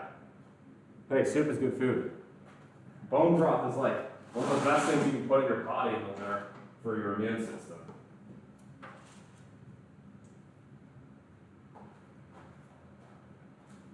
Right. There's a fine line between toughness and stupidity in terms of being a man. And to me, I tend to be on the side of toughness in general, perhaps to my own detriment sometimes. But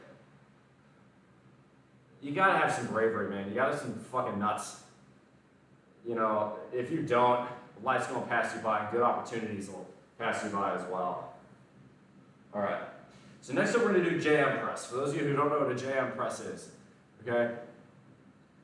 Just tell someone with actual illnesses like schizophrenia to be just a man? No, of course not. If you actually have schizophrenia, go see a fucking doctor. I'm not qualified to tell you what to do. But most people on my channel don't have schizophrenia, and I'm not going to tailor my advice to people with every single disease under the sun, because again, I'm not a doctor. Yes, obviously, if you have an actual illness, go fucking get medical help. But, right, most people don't. Not everyone is mentally ill. I think a lot of the time, unfortunately, we've grown to become a culture where mental weakness is glorified almost. I'm not talking about mental illness, mental weakness. And there are people who pretend a lot of the time. I think there's a lot of that going on. Okay, so the JM press. The idea behind a JM press is to be sort of a hybrid between a close grip bench press, like this, and a skull crusher. So a skull crusher, the bar, right, here, I'll go this way with it. With the skull crusher, the bar is going to come to your head. With a close grip bench press, the bar is going to come to your chest. The JM press, the bar is about on your neck. Does this mean the JM press is dangerous? The answer is yes, if you do it incorrectly. You should not be doing a JM press with loads of heavy weight.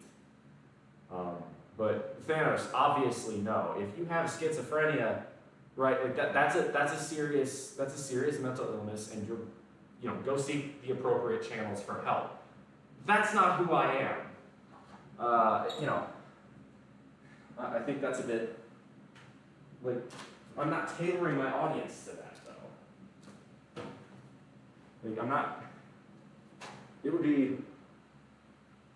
Frankly, it would be irresponsible for me to tailor my audience to actual people with actual mental health disorders because I'm not a doctor. But for those of us who are of sound mind and do not have mental illness, man the fuck up and push through it. All right, let's go. Symptom of the universe, throw a little Black Sabbath on there. Yeah.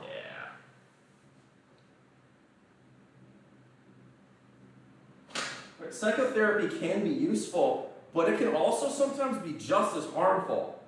There are people, I think, who get nothing out of talk therapy and get ripped off by psychotherapists for years and years and see no improvement. Now, again, for some people it works, but I think a lot of times a set of barbells is a much better therapist. A much cheaper one in the long run. Life is hard, get used to it.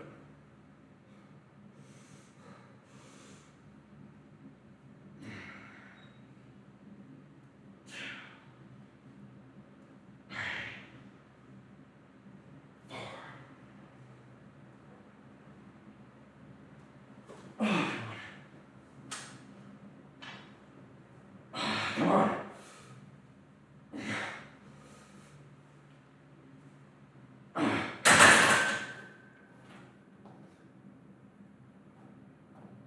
No, I think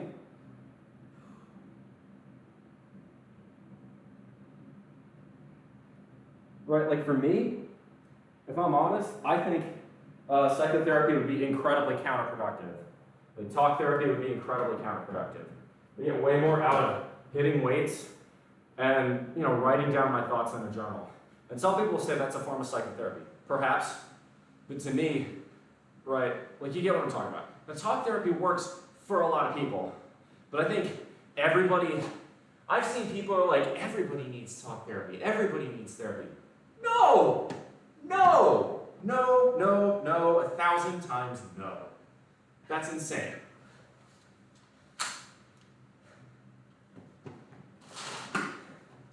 First off, if you have a love, like a genuine love relationship in this life, if you've got a significant other, that person should be your talk therapist first and foremost. And you should be the talk therapist for them, right? Talking through issues with someone you love and trust is always going to be more beneficial than talking to someone who you are paying to have an interest to keep talking to you, right? There's less conflict of interest with a loving relationship. I've seen this before, right? You need to, if you want to be a good partner, you should be emotionally available for your partner, and they should be emotionally available for you. It seems extremely obvious to me. That's what intimacy is, being vulnerable and being able to open up. Just as an example, I think, being able to have tough conversations with people you love is incredibly important. She's a giant gluteus medius and a lower body like a centaur. What's up, Captain Booty Beard? Welcome on in. Thanks for first time chat. How you doing? Where'd you find us? Where'd you find me from?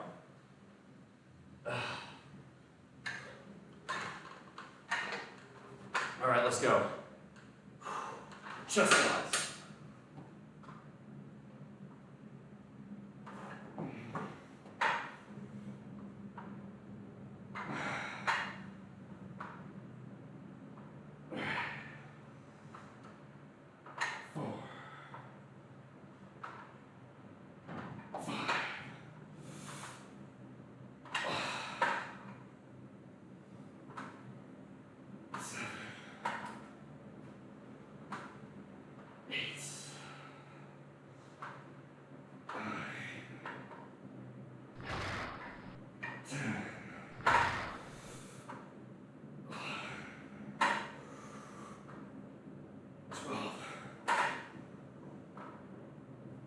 Come on, 2 more. 14. 50.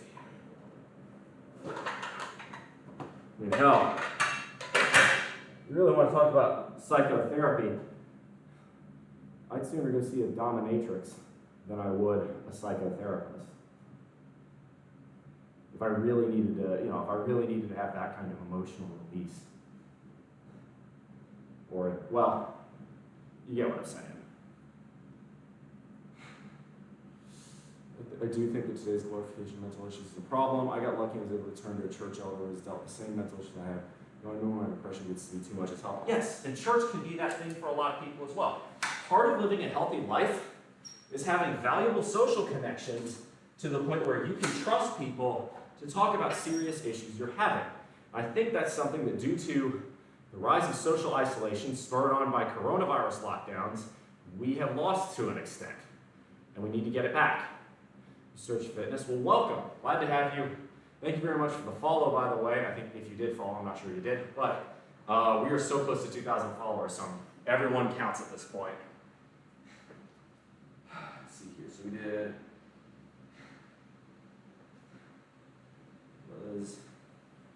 chest flies 2x15 at 40 dumbbells.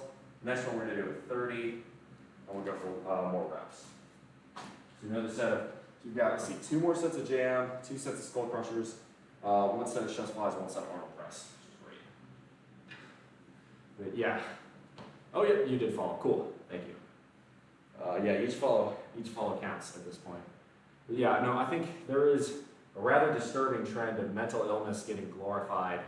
And it's not even mental illness getting glorified. It's the the truly mentally ill get buried when that happens. I think it's a glorification of weakness, not even a glorification of mental illness, a glorification of weakness, and using that weakness as an excuse to fail. And that bothers me. Or worse yet, an excuse to not try. That to me is toxic, and it is happening. I think a bigger cause of social isolation is social media. I agree.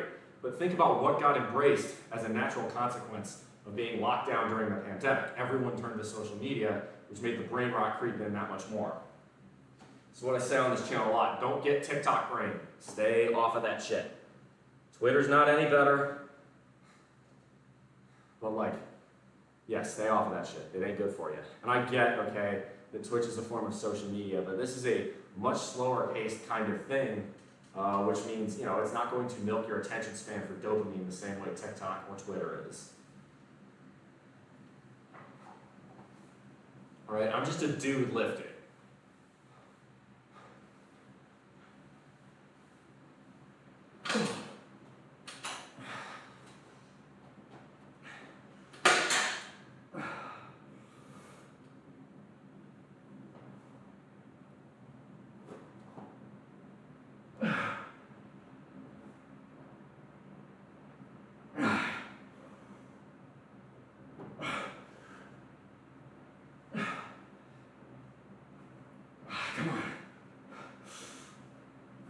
Come on.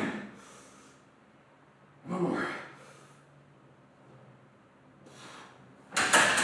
Nice. One more. I do worry about the parasociality of things like Twitch. Well, that's why, okay, that's another one of the reasons why I really try to emphasize the Discord community, right? Instead of responding to me in DMs, that's why I have that rule. Because this has happened. I have parasocial people, I think, in my community, unfortunately, where they act as though they are longtime friends with me who have known me for 10 years in real life, when in reality, I'm just being polite. But you know, I try to create the community there, so that way I don't spend, the biggest reason is so I don't spend all my life on DMs. The other reason is that, you know, it keeps a sense of equality among my viewers. I like being equal in availability to everyone. I'm sorry I gotta pee again. Drinking a lot of water. I'm sweating some because of the humidity, because it's very, very, very humid today.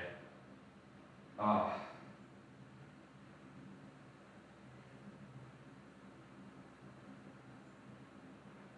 we go. Sorry about that, I had to pee.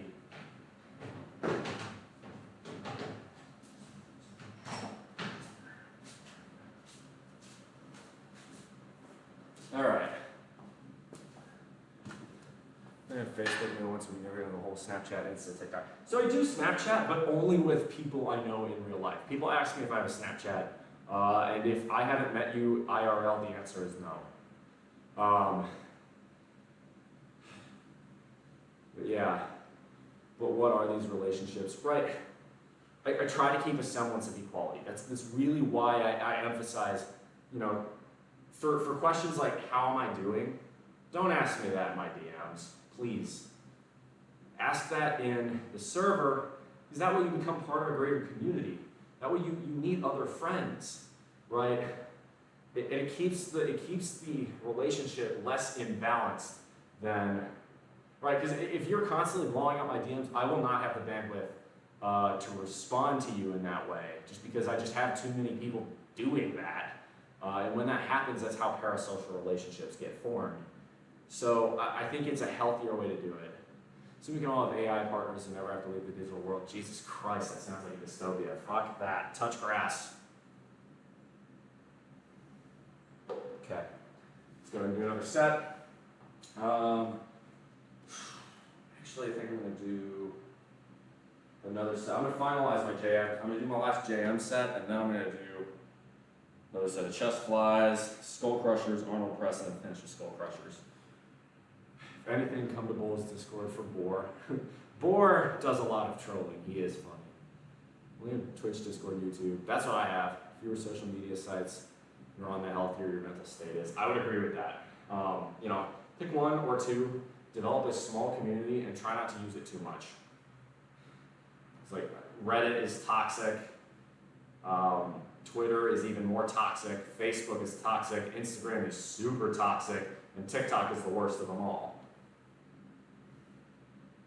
TikTok is Chinese Communist Party social engineering. Fuck TikTok. Right, here we go.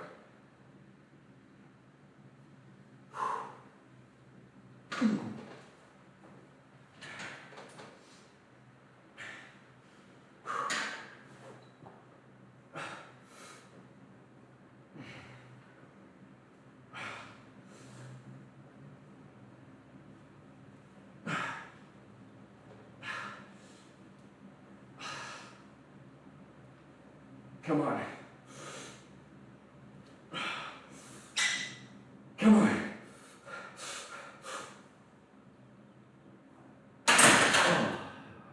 Alright. I'll have to figure out a Reddit account. Yeah, Reddit is. But even CFB Risk, it got toxic because of how Reddit is. Like a lot of the progress in CFB Risk recently has been to try and make it to not be connected to Reddit, because Reddit made it toxic. Reddit's awful. Reddit is really only really useful when you're looking for, you know, an enthusiast or a fans community on a specific niche interest, and even then, Discord's usually better. All right, so I'm gonna move down to 95, or we'll do 95. We're skull crushers. I don't know why I was getting my wrist there. I don't have a watch on.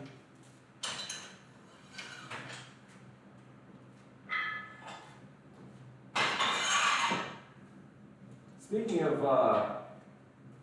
technology that I'm not sure is necessarily a good idea, smartwatches. So there's benefits to some of these, especially ones that are more healthcare oriented. Garmin made some pretty good ones, especially if you're looking for running. But all the notifications, well, they can drive you nuts. Get yourself a tough solar-powered watch like this G-Shock. That'll last forever, right? Those things are far more durable. Smartwatches, we get 2, maybe 3 years out of them before the battery goes tits up. Because of how they're made, Apple, they're impossible to repair.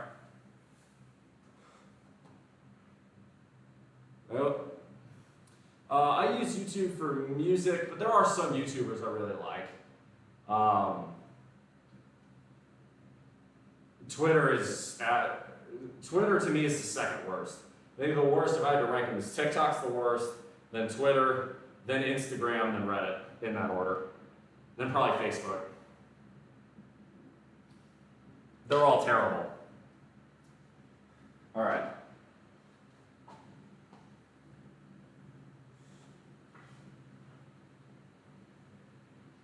Ooh, that's a good song. We'll go Packard Goose by Frank Zappa. That's one of my favorite songs from Zappa. If you're in the audience and you like what we do, well, we want you to know that we like you all too. But as for the sucker who will write a review, if his mind is prehensile, he'll sit on his pencil and have himself squat on the cosmic utensil. Anything what? Yeah, I collect watches. You're able to maintain your strength throughout your cut. I'm going to try. That's a really great question, Captain. That's going to be the goal this time, which is why I'm running a higher calorie target than in previous cuts, but I'm still losing weight pretty quickly. I'm guessing most of it's water weights. This is the first week of my cut this last week, so we'll find out. I'm hoping I do. That's the goal.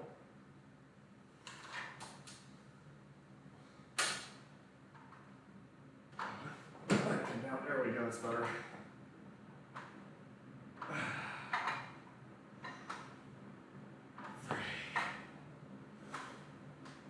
Oh, let's get that stretch. 4. Oh, no, you've gotta go. Who do you write for? I wanna know. I believe you is the government's heart and keep the people down. Is where you're coming from.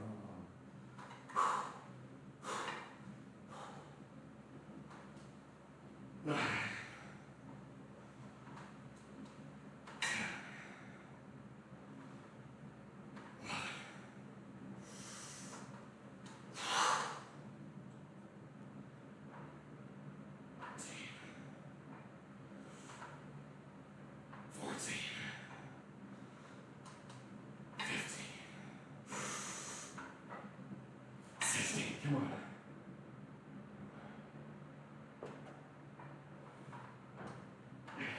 Hey Joe, who did you blow? Oh, push the butt, boy, and you went to the show.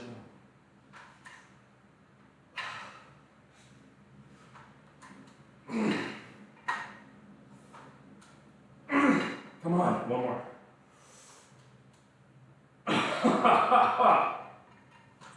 Yeah, baby. Woo! Oh, that's sore. Last time I cut it all wrong. Try again in 7 weeks if I really want to lose strength. I'm going for a 21-week cut with 3 maintenance breaks every 6 weeks. Or 1 maintenance week every 6 weeks. So it's going to be 21 weeks total. 18 cut, 3 maintenance. Alright, so that was 20. So we got skull crushers, Arnold press, and then skull crushers to finish.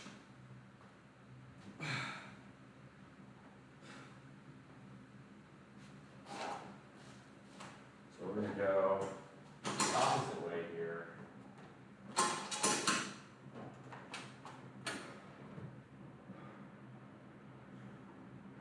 So make sure setting it up correctly. There we go. Okay, yeah, y'all can see me. This is really just trying to isolate for elbow motion. Picture me and my friends at a bar in December 2019. It's the last time we all hang out. Make it happen, bro. Do the best you can. That's what I'm trying to do when I'm going on this trip westward, is see as many as of my friends that I've made over the last few years in one trip. It's actually a goal of mine this year. You have to make it happen. You have to be the one to start it. Can't sit around and wait for other people to do things you want to do. That'll never work. If you value people's friendships, you go and try to meet up with them. All right. Let's go.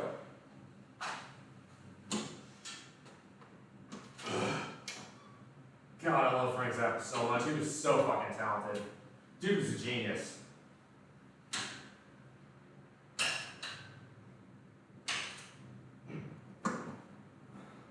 All right, skull crushers.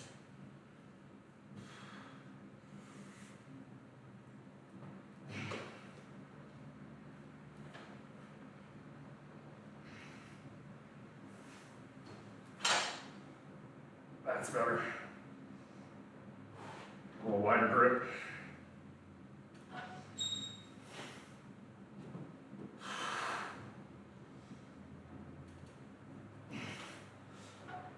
Come on. That's good.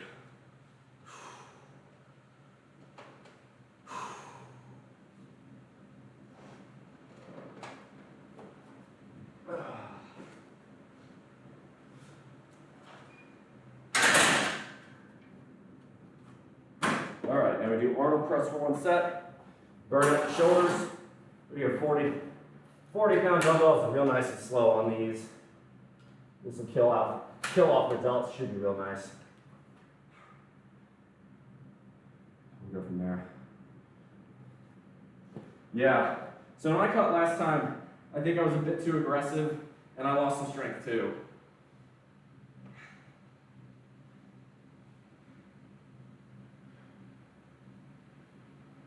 Let's see here, that was 12 reps at 95. We'll stick with 95. I'll try for 15 next set. No, that's 95. Those are bumper plates. For skull crushers, I go lighter weight, higher reps. I probably should have done more there. There's only 12 reps.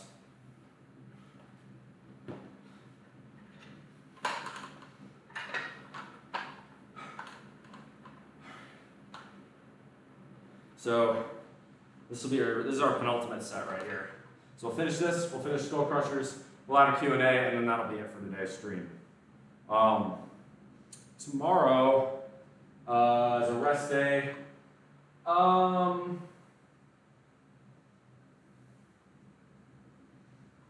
not sure if I'm going to do boxing or if I'm going to do a gaming stream. I think I'll probably do boxing because I have the suspicion I'll have to do a lot more gaming streams as I move, or a lot more just Q&A streams. So I think I'll take advantage of the punching bag while I have it. I think that's the wise idea.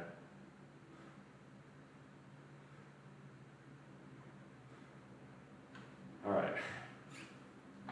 What we're going to do next is the Arnold press. Now, a lot of people have a downer on the Arnold press because, right, this is a complex motion. I feel like it hits both chunks of my delts really well, so I like it. But if you find you don't like Arnold press, that's okay.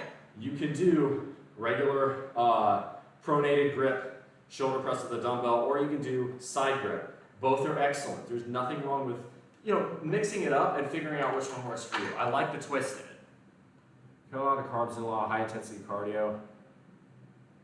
Yeah, okay, so you do not want to be running a deficit of more than at most 1,000 calories a day.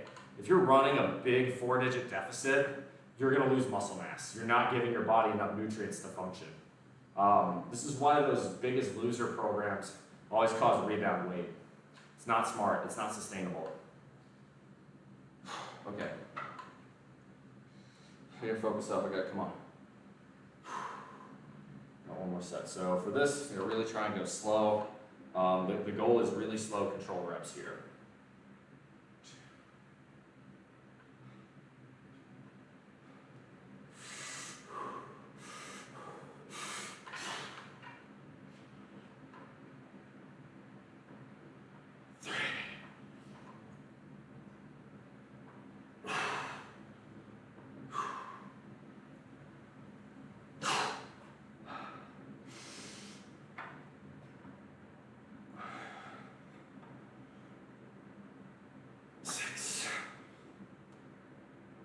Seven.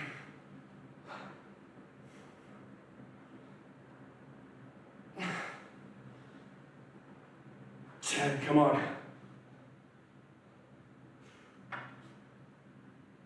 11. God, triceps are locking up, come on. 12. Oh, God, they're locking up. All right, 13.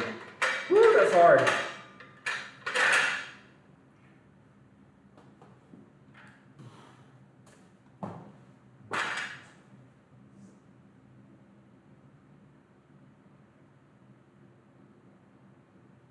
All right.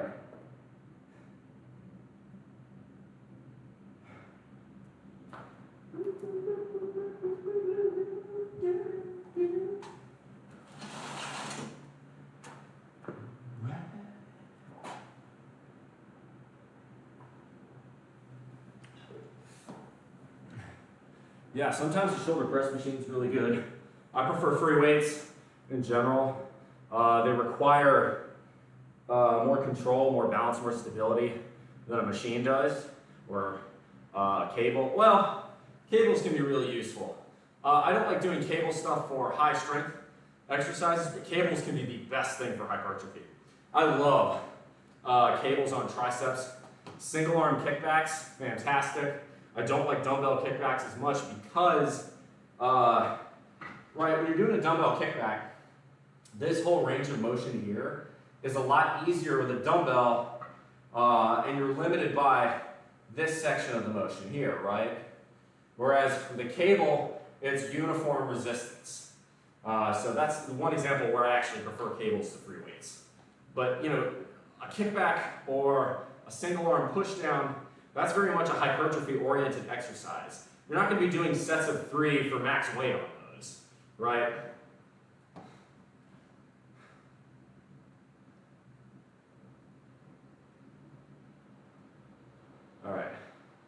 We got one more skull crusher.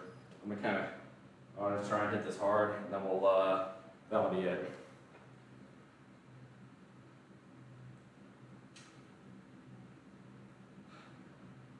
Let's go for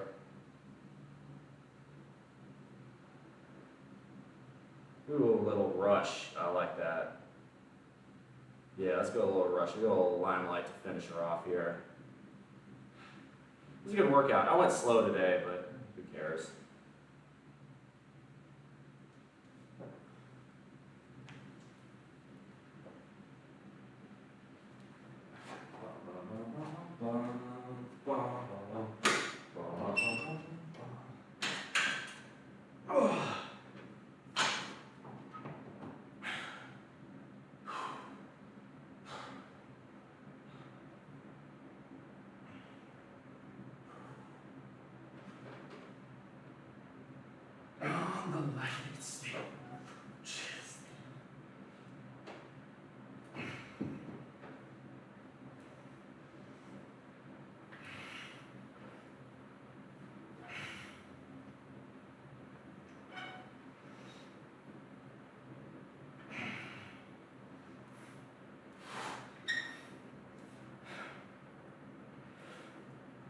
Come on, 5 more.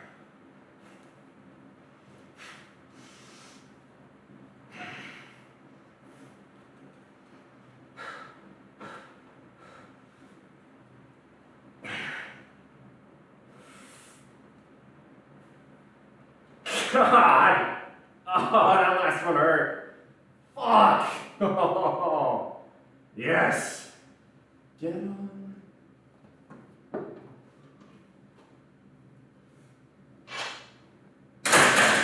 Yes, sir. All right, good workout. Woo! Am I competing? No. Thinking about competing? No. I do this for my own, really for my own satisfaction. Why does Rush get so much hate? Because they're Canadian, probably. I don't know. I love Rush. They are very much a love them or hate them band. Rush is, I can't understand how one would hate Rush, but that's just me. I used to not like Geddy Lee's voice, but the music was always fantastic. But now I like Geddy Lee's voice, so. I mean, Moving Pictures to me is a masterpiece. Definitely the best album of 1981. I don't think there's one song on it that's not excellent. I mean, YYZ, fantastic instrumental piece. The Camera Eye, one of Rush's best tracks. I love Vital Signs. Everybody loves Tom Sawyer and Limelight, you know. Yeah, I've never heard of a Sattvic diet before. That sounds Indian. All right, that said, we are done with today's workout. So that was a pretty good one. So let's recap what we just did. Move this over here. Take my journal. Set it down. It is. Let's see what the temp is in here and the barometer. All right, barometer's low. So it's low pressure, high humidity at about 70 degrees in here, which would explain why I'm sweating. But yeah, now this bad boy is, to me, especially because I work in a nuclear site, I can't have anything Bluetooth on me in the day, which is if you're wondering why I don't respond a lot in the daytime during work days, that's why.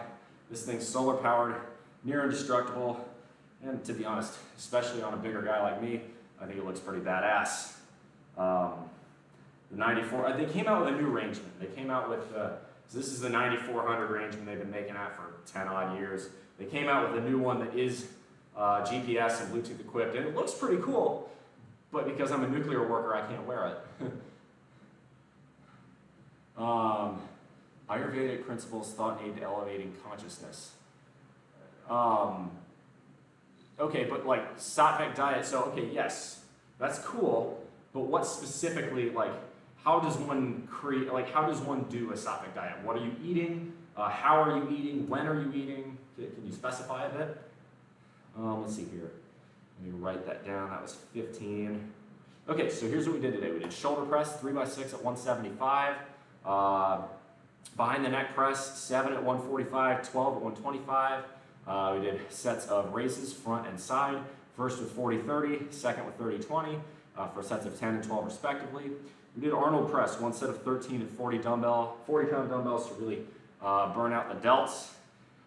We did dumbbell bench press, 4 sets of 12 with a 2-second eccentric for 90-pound dumbbells. Incline press, 2x7 and 9 respectively, 215-pound barbell. 2 sets of pullovers, 10 reps apiece with 40 dumbbells.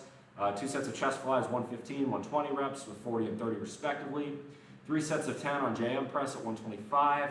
2 sets of 12 and then 15 on 95 for skull crushers. 3 sets of 60-pound triceps extensions with 10 reps. And 2 sets of 6 close bench press at 215 pounds. Pull works out slowly, you wear big watches. Nah. But, right, this would look ridiculous if I was a fucking skinny boy. This fits, like, it doesn't look absolutely fucking massive because I'm big enough to, make it look proportional. Proportion's the thing when it comes to, looking good.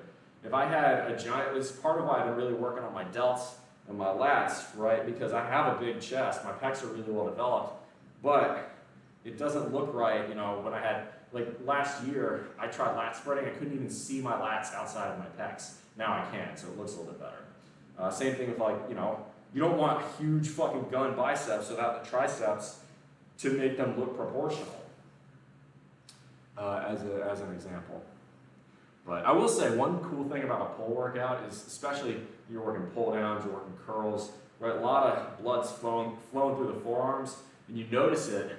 I have to loosen this thing when I'm hitting pull workouts by a notch or two, and that's a good feeling because it's a subtle sign that the blood is pumping the way you want it to. You're getting a pump in the right places. Triceps are huge. Wish I had thick pecs like that. Yeah, I got 2 slabs of Texas toast hanging off my collarbone. It's a good feeling. Let's see. Let's go ahead and add in. We did a pint of milk earlier, so that's 220 calories because it's 1%. 16 grams of protein, 5 grams of fats, 26 grams of carbs. We'll probably have more later, so I'm going to put a ×1 there for now and just tally mark it. Protein, we had protein shake, 380 calories, 64 grams of protein, 7 grams of fat, 17 grams of carbs.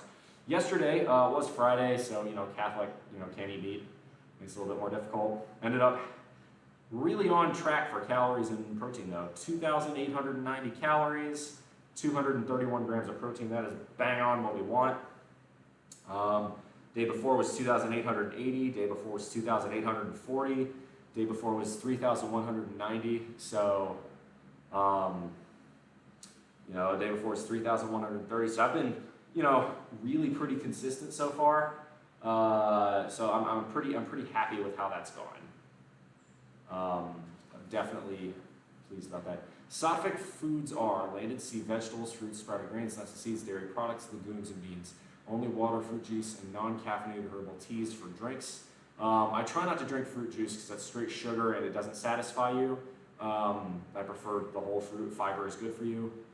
So basically, that looks like a vegetarian diet to me. Pretty much. A lacto-vegetarian diet. Doesn't look like you're allowed eggs. But that may work. Hey, I have nothing wrong with vegetarian diets. It's just meat is cheap and high in protein here and makes a lot of sense for me to do it. I'm going to grill burgers today. Instead of putting mine on buns though, I'm going to put mine over a big green salad and throw some blue cheese on it because nothing's better than a beef and blue.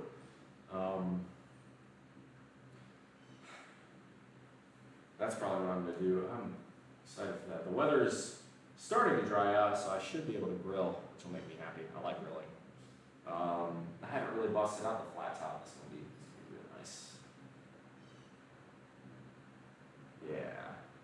Well, those requirements for ladies, you must have a better chest than them. Honestly, all joking aside, in terms of what I find attractive in a female, muscles are definitely on that list. Like, I'm not a fan of the super skinny model look. And I'm also not a fan of the beautiful at any size is technically true because beauty is subjective. Healthy at any size is objectively untrue, but if you are overweight, I'm less attracted to that. I like I like it. It's the same thing with guys. Really, it's all about, I like people who have clearly put in work in terms of making their body look good, because that is a green flag for me. It's a sign that says, yo, I'm compatible with you in the sense that I see, very clearly it's me. I'm sitting here fucking really busting ass in the gym, and if I'm doing that, I want someone in my life, in my dating life, who's also doing that. So that way it's, someone's not holding me back. Love them dommy muscle bodies. I mean, yes, but that's not the only thing I like, but oh yeah, for sure. Most of them don't want anything to do with me because in my experience I found most of them swing for the other team. And I don't think I can pass off myself as a girl. How you doing, Winter Raven? Glutes and hamstring tie-in. Oh yeah, for sure, for sure. So that's more or less everything I've got today. I could rock some abs if you guys want. Yeah, why not? I'll rock a set of abs. I can do that. That seems like a fun thing to do. While I do that, if you guys have Q&A, this is sort of the Q&A section now. So if you have questions you want to talk about, fitness, diet, health, any of that jazz, this would be the time. And while I do abs, we can do that. So we're gonna rock some abs. So I put the shirt down. Y'all see me do this from time to time. Part of it is to prevent slippage on incline. The other part of it is because of the humidity, my back makes a farting noise every time, because the air pocket that comes in and goes out when I do these reps, and that gets really old, so a shirt muffles that. So yeah, that's why I did that. You guys were wondering. Okay. So we got 5 sets of abs. I'll do jackknives, raised legs, V crunches, Russian twists, and bicycle sits. Maybe not in that order, but I will be doing jackknives first. It's the hardest one. Always get the hardest shit out of the way first. Attack it. 2, 3, yep.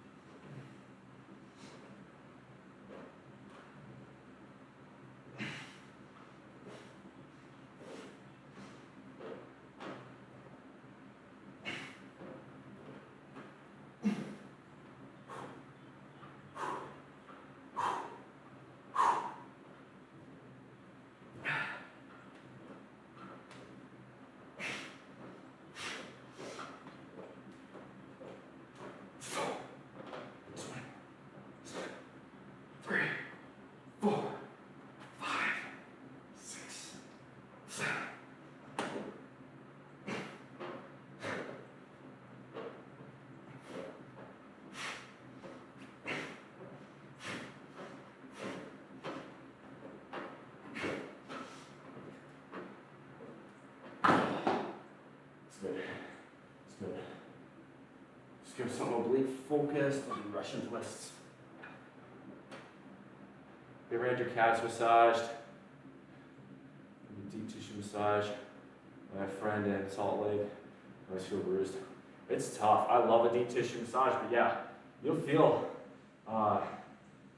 pretty strange the first time you get it.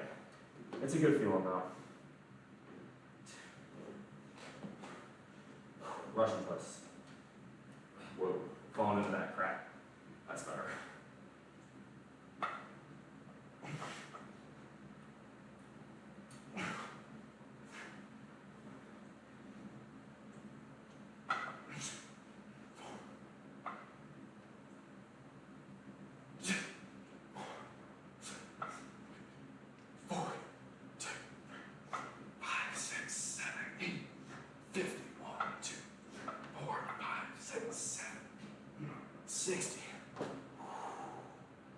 Ooh, that's hit me. Just dance Lady Gaga. Okay, I guess I'm gonna put my headphones back on. Fair enough. Let's go, Just Dance by Lady Gaga then.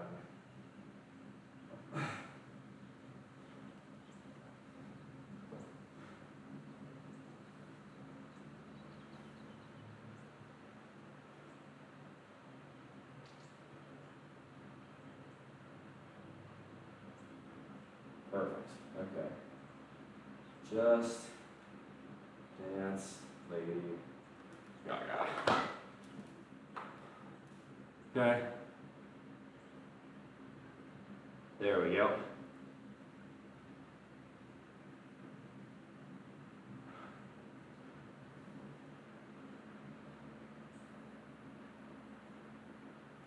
There you go.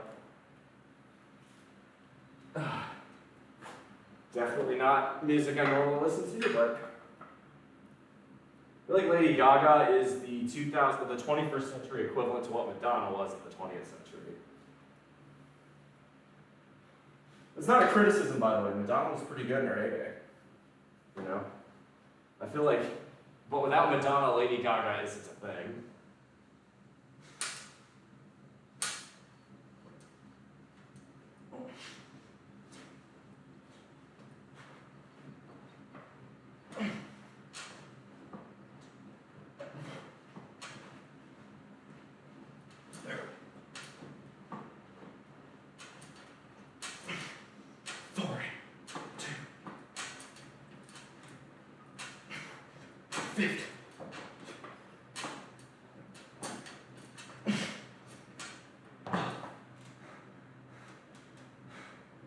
Ooh, man, the abs are on fire.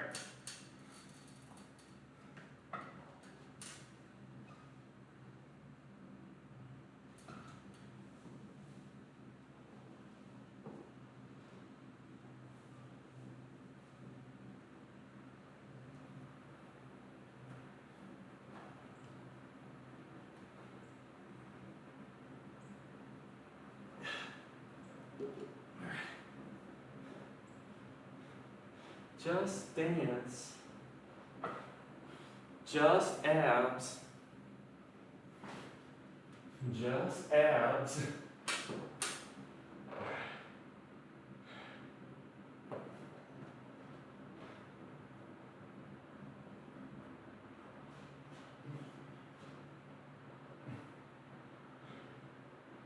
There we go. Raise legs next. Oh. Okay, so the hamstrings are so sore from yesterday's squat workout. Just lifting the legs is going to be the hard part on this. This is going to be a leg exercise masquerading as an ab exercise. Oh, my hamstrings are tight. I need to stretch, but I fucking hate doing that. No, I'll stretch after abs. I'll do a little stretching. I need to do that. I need to be better about that. Oh god. Holy shit. Okay. Like I can't even lock them out straight right now. It's just like it won't stay out there. Okay. Come on.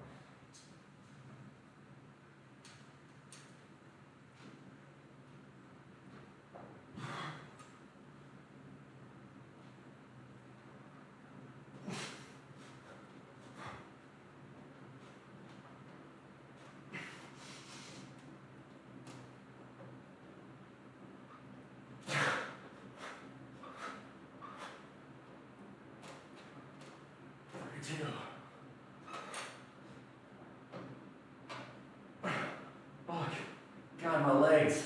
It hurts my legs more than it hurts my abs. I need to stretch. Finish, finish, finish.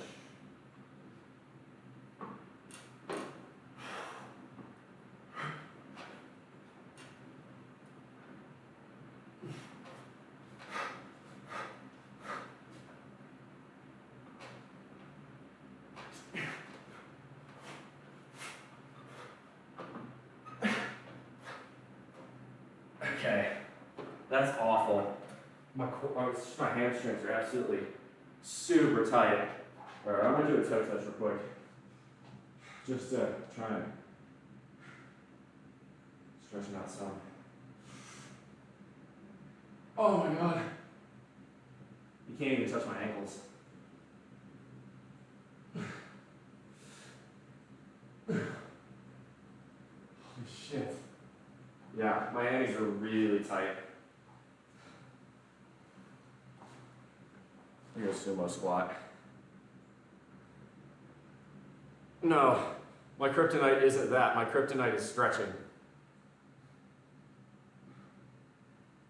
It's not hand locks, it's just they're tight for me.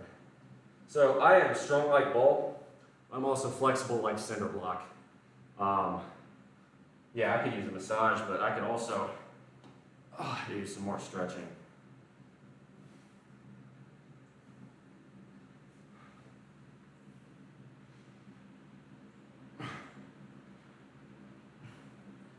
The other one, like, I just don't have ankle mobility the way I need to be having it. Well, that's sort of the sissy squat here.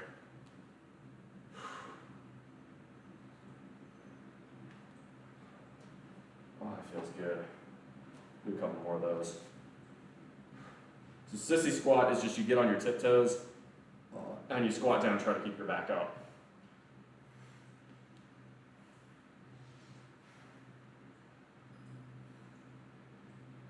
Time to get some yoga warm-ups. Fuck that, I hate yoga.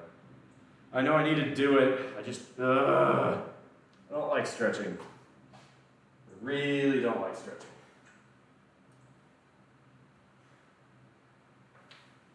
Alright, it's just a dance. We'll do one more set of abs, Q&A. Hey, what's up, John? How you doing? Get a shout out from my main man, John, if you wouldn't mind there, Mikey. I see you're still in chat. You think yoga has variety? It's all stretching, so I don't like it. I know I need to do it, but I'm not gonna like it. Fucking hate stretching. I really don't like it, like at all. I'll probably grab one of these rubber stretch bands and work on my legs a little bit later. Bit beat up, doing shoulder therapy, about 85%. I see you putting up giant fucking numbers. Just do like a lightweight workout, like do shit with 225 for a change. That may be the move. Yeah, go give John a shout out, y'all. If you think I'm strong, check this dude out. He's fucking, he's almost like scary strong.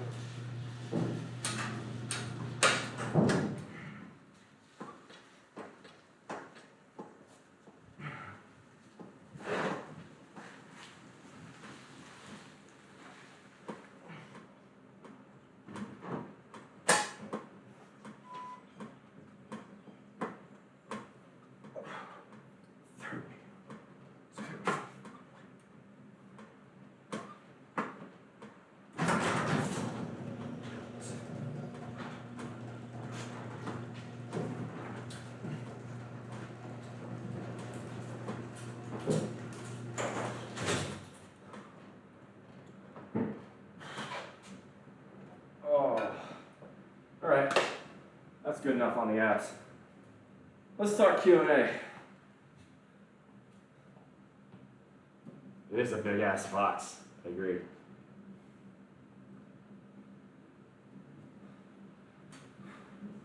Stretching is only when you do the stretch poses. I mean, the yoga stances, you just have to hold the pose. This is boring. It's boring, it feels like it takes forever. It's, ugh. I don't like yoga. I don't like stretching. Simple abs. I will do it. I'm gonna try this.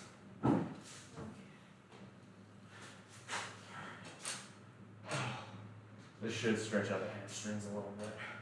Oh my fucking god, I hate this already. Ow.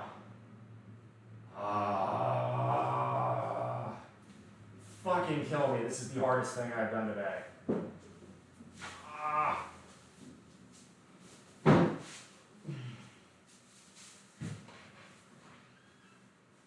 Okay. Other leg. No, seriously, okay. This dates back to like football for me. So when I played football, you know, we did conditioning at the end of practice, because that's just how football practices usually are. And I'm cool with it. Football's just fun. Conditioning, Fucking make me run all day. Make me run till I puke. I don't give a fuck. Make me do, you know, up, downs, and hits or whatever you want. Push-ups, whatever. But the post-practice stretching, disgusting. Fucking hate it. Worst thing in the world. Okay. Keep the knee straight. Oh.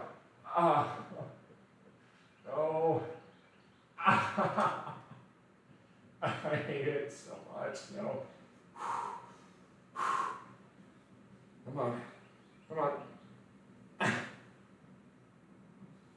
5 more. Uncle. Nope. I'm done. I'm done. Fuck that. Fuck that. Fuck that. I hate stretching. I hate it so fucking much. It's terrible. Why do people do that? Why do people think that's fun? That is awful. Fuck everything about that. Fuck everything about that. God, I hate stretching. Ugh. No, it's not fun. It's fucking awful. I know I need to do it, but like literally, make me do full body press until I pass the fuck out before stretching. Stretching gets easier with time. Just like lifting. Well, you know what? It fucking sucks. I hate the way it makes me feel. I try to stretch some. I just really hate it. I really fucking hate it. I mean, for those of you who have been on my channel for a while, this is not new information. It is very well known that I hate stretching. I've even made political compasses about it, about that being one of the things in lifting weights. I can't stand, hate stretching just so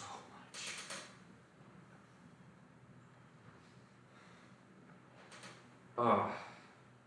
It is hilarious. Like, you know, I'm big, strong, you know, oh yeah, I'm gonna hit this weight, we're gonna hit hard. Then the instant I go stretching, I turn into a whiny little bitch.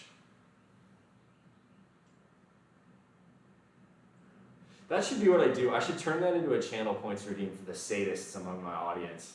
Make me do a stretch. That's a really good idea. Because that would force me to stretch and make you as the audience happy.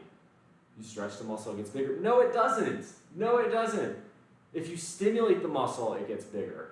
If you stretch the muscle, it gets stretchier. It gets more flexible, but it doesn't make it get bigger. The only way you gain muscle size is by stimulation with resistance. Hey, here you go, a pec bounce. How many seconds are you supposed to hold the stretch? I've heard 10 to 15, which is about what I did there. I don't know that. So pec bounce, all right. I'm gonna do that, and then we'll do one more toe touch, because I really need to do that. And then we'll probably look to raid if we don't have anything else. Loosens up your muscles and allows for bigger gains. My thighs and calves are proof. Sorry man, I fucking hate stretching. Really fucking hate it. I would rather just work harder in the gym. Alright, come on.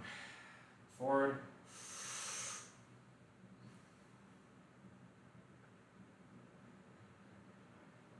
Alright. This is fucking awful. Okay, I'm done. No, fuck this. Fuck stretching. I hate it. I'm not doing it anymore today. There you go. Enjoy the pec bounce. Can you glute bounce? I can.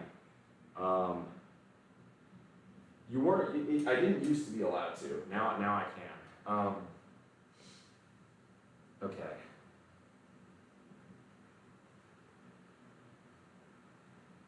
Let's see who else is live. We'll look to raid. Damn, Mikey, that looks incredible. I just saw that picture where you were out walking. Man, I'd be walking every single day like that. That's just so beautiful. My area is nice, but it doesn't look anything like that. That is just fantastic. Let's see who we got live. Come on, there we go.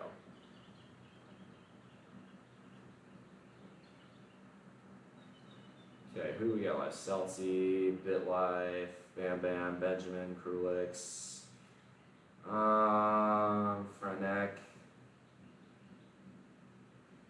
Ooh, Frenek is doing chest day. Yeah, why don't we go hit him up? We'll give him a raid. Have you been given an idea of when you'll be moving? Yeah, I talked about that yesterday. I will be leaving South Carolina on the 27th or 28th of March. I start my job in Hawaii in late May. So I'm going to be driving across the country throughout the month of April and then flying over probably early May. So, yeah. Did abs, core, arms, and chest. Very nice, Raccoon. I did chest, triceps, and shoulders today. It's good. Yeah, we're gonna go raid Frenek. Raid message is Bull Rush. All right, so we're gonna go.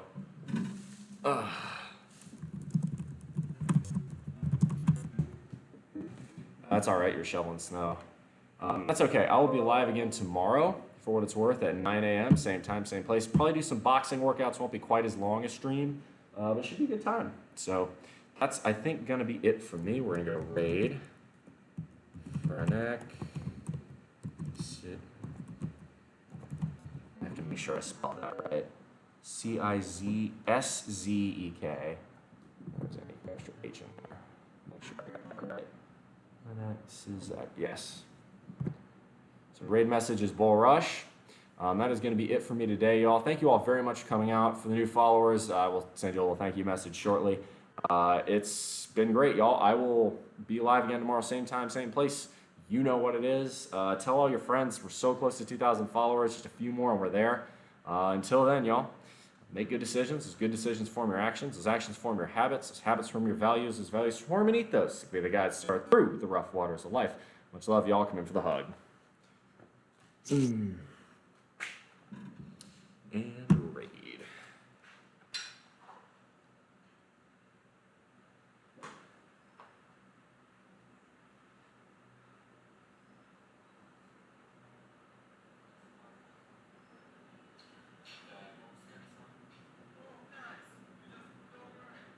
There we go.